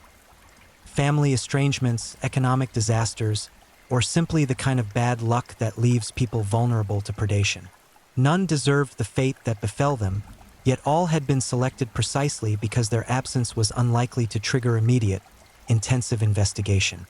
As the trial progressed toward its inevitable conclusion, the question of appropriate punishment dominated legal deliberations.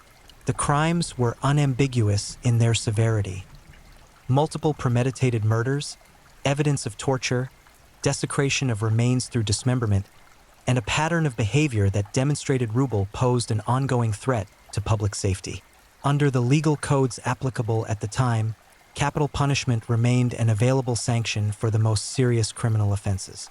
The verdict, when it came, surprised no one who had followed the proceedings. Ivan Rubel was found guilty on all counts. 7 murders, each established beyond any reasonable doubt through the convergence of physical evidence, witness testimony, and his own admissions. The judgment characterized his crimes in language that emphasized their calculated nature, the vulnerability of his victims, and the exceptional cruelty he had demonstrated throughout his predatory period. The sentence followed logically from the verdict: death by execution, to be carried out according to the procedures established by law. In Czechoslovakia during this period, execution typically meant hanging, a method that had been standardized to ensure both effectiveness and a degree of dignity in the carrying out of capital sentences. The specific date of Rubel's execution was set for late 1939, allowing time for administrative processes and any final appeals, though none were ultimately pursued with any expectation of success. The period between sentencing and execution remains largely undocumented in available historical records. Rubel awaited his fate in confinement, presumably with time to reflect on the choices that had brought him to this endpoint, though whether such reflection produced any genuine understanding or regret remains unknowable. Reports from this period suggest he maintained the same emotional detachment that had characterized his courtroom demeanor, neither pleading for mercy nor expressing defiance, simply existing in a kind of moral void that defied easy categorization. On the appointed date in late 1939, Ivan Rubel was led to the place of execution and hanged according to established procedures. The execution was witnessed by required officials and documented in records that confirm its completion. With his death, the active threat he posed ended, though the psychological scars he inflicted on his community and the families of his victims would persist far longer. The practical consequences of Rubel's crimes extended beyond the immediate loss of 7 lives. Families who had held hope that missing relatives might someday return were forced to confront confirmed deaths and the horrific circumstances under which those deaths occurred. Communities that had prided themselves on knowing their neighbors were reminded how easily monsters could hide in plain sight, how isolation and social disruption could create opportunities for predation. From a historical perspective, the Rubel case occupies a peculiar position. It unfolded during a period when Europe was descending into total war, when individual tragedies were often overshadowed by collective catastrophes of unprecedented scale. The millions who would die in the conflict that dominated the 1940s tend to dwarf attention given to serial murders that claimed only 7 victims. Yet this relative obscurity should not diminish recognition of what occurred. 7 people suffered and died not as casualties of war, but as victims of one man's choice to embrace evil. The case also raises enduring questions about the nature of human capacity for violence. Ivan Rubel was not insane in any clinical sense that would excuse responsibility for his actions. He was not operating under external compulsion or facing circumstances that made violence necessary for survival. Instead, he represented something more disturbing: a person who, given opportunity and relative freedom from oversight, chose to prey upon the vulnerable simply because he could, because doing so satisfied urges he declined to resist. The broader implications extend to considerations of social structure and protective mechanisms. Rubel's crimes were possible in part because his victims existed on the margins of society, because systems for tracking missing persons were limited, and because rural isolation created spaces where violence could occur undetected. Modern improvements in communication, forensic science, and investigative coordination make similar patterns of predation more difficult to sustain, though certainly not impossible. The legacy of the Butcher of Benisov remains a reminder of human darkness, the capacity for cruelty that exists alongside capacity for compassion, the thin veneer of civilization that separates ordered society from chaos, and the eternal need for vigilance against those who would prey upon the vulnerable. 7 lives ended in terror and pain because one man decided they could be extinguished without consequence. That he was ultimately caught and punished provides cold comfort but represents at minimum a recognition that such acts cannot be tolerated, that accountability must follow discovery, and that justice, however delayed, serves essential functions in maintaining the social compact. In the decades since Rubel's execution, his name has faded from prominent historical memory, overshadowed by larger events and the natural passage of time. But for those who study the darkest chapters of human behavior, his case remains instructive, a chilling demonstration of how evil flourishes in isolation, how the vulnerable become targets, and how communities must remain vigilant against predators who wear masks of normalcy while harboring monstrous intent. The 7 victims deserve remembrance not merely as statistics in a criminal case, but as individuals whose lives held value, whose potential remained unrealized because of violence inflicted upon them. Their names, their stories, their right to continued existence, all were stolen by a man who viewed human life as disposable. In recounting this history, we honor their memory and acknowledge the debt owed to those whose vigilance brought their killer to justice, ensuring that at least this one predator's reign of terror ended not in continued success but in accountability and ultimate punishment. Thank you for watching and being part of this dive into the dark and fascinating stories that keep us all on edge. If you enjoyed the ride, remember to like, subscribe, and share with others who crave a good mystery. Tell us where you're watching from.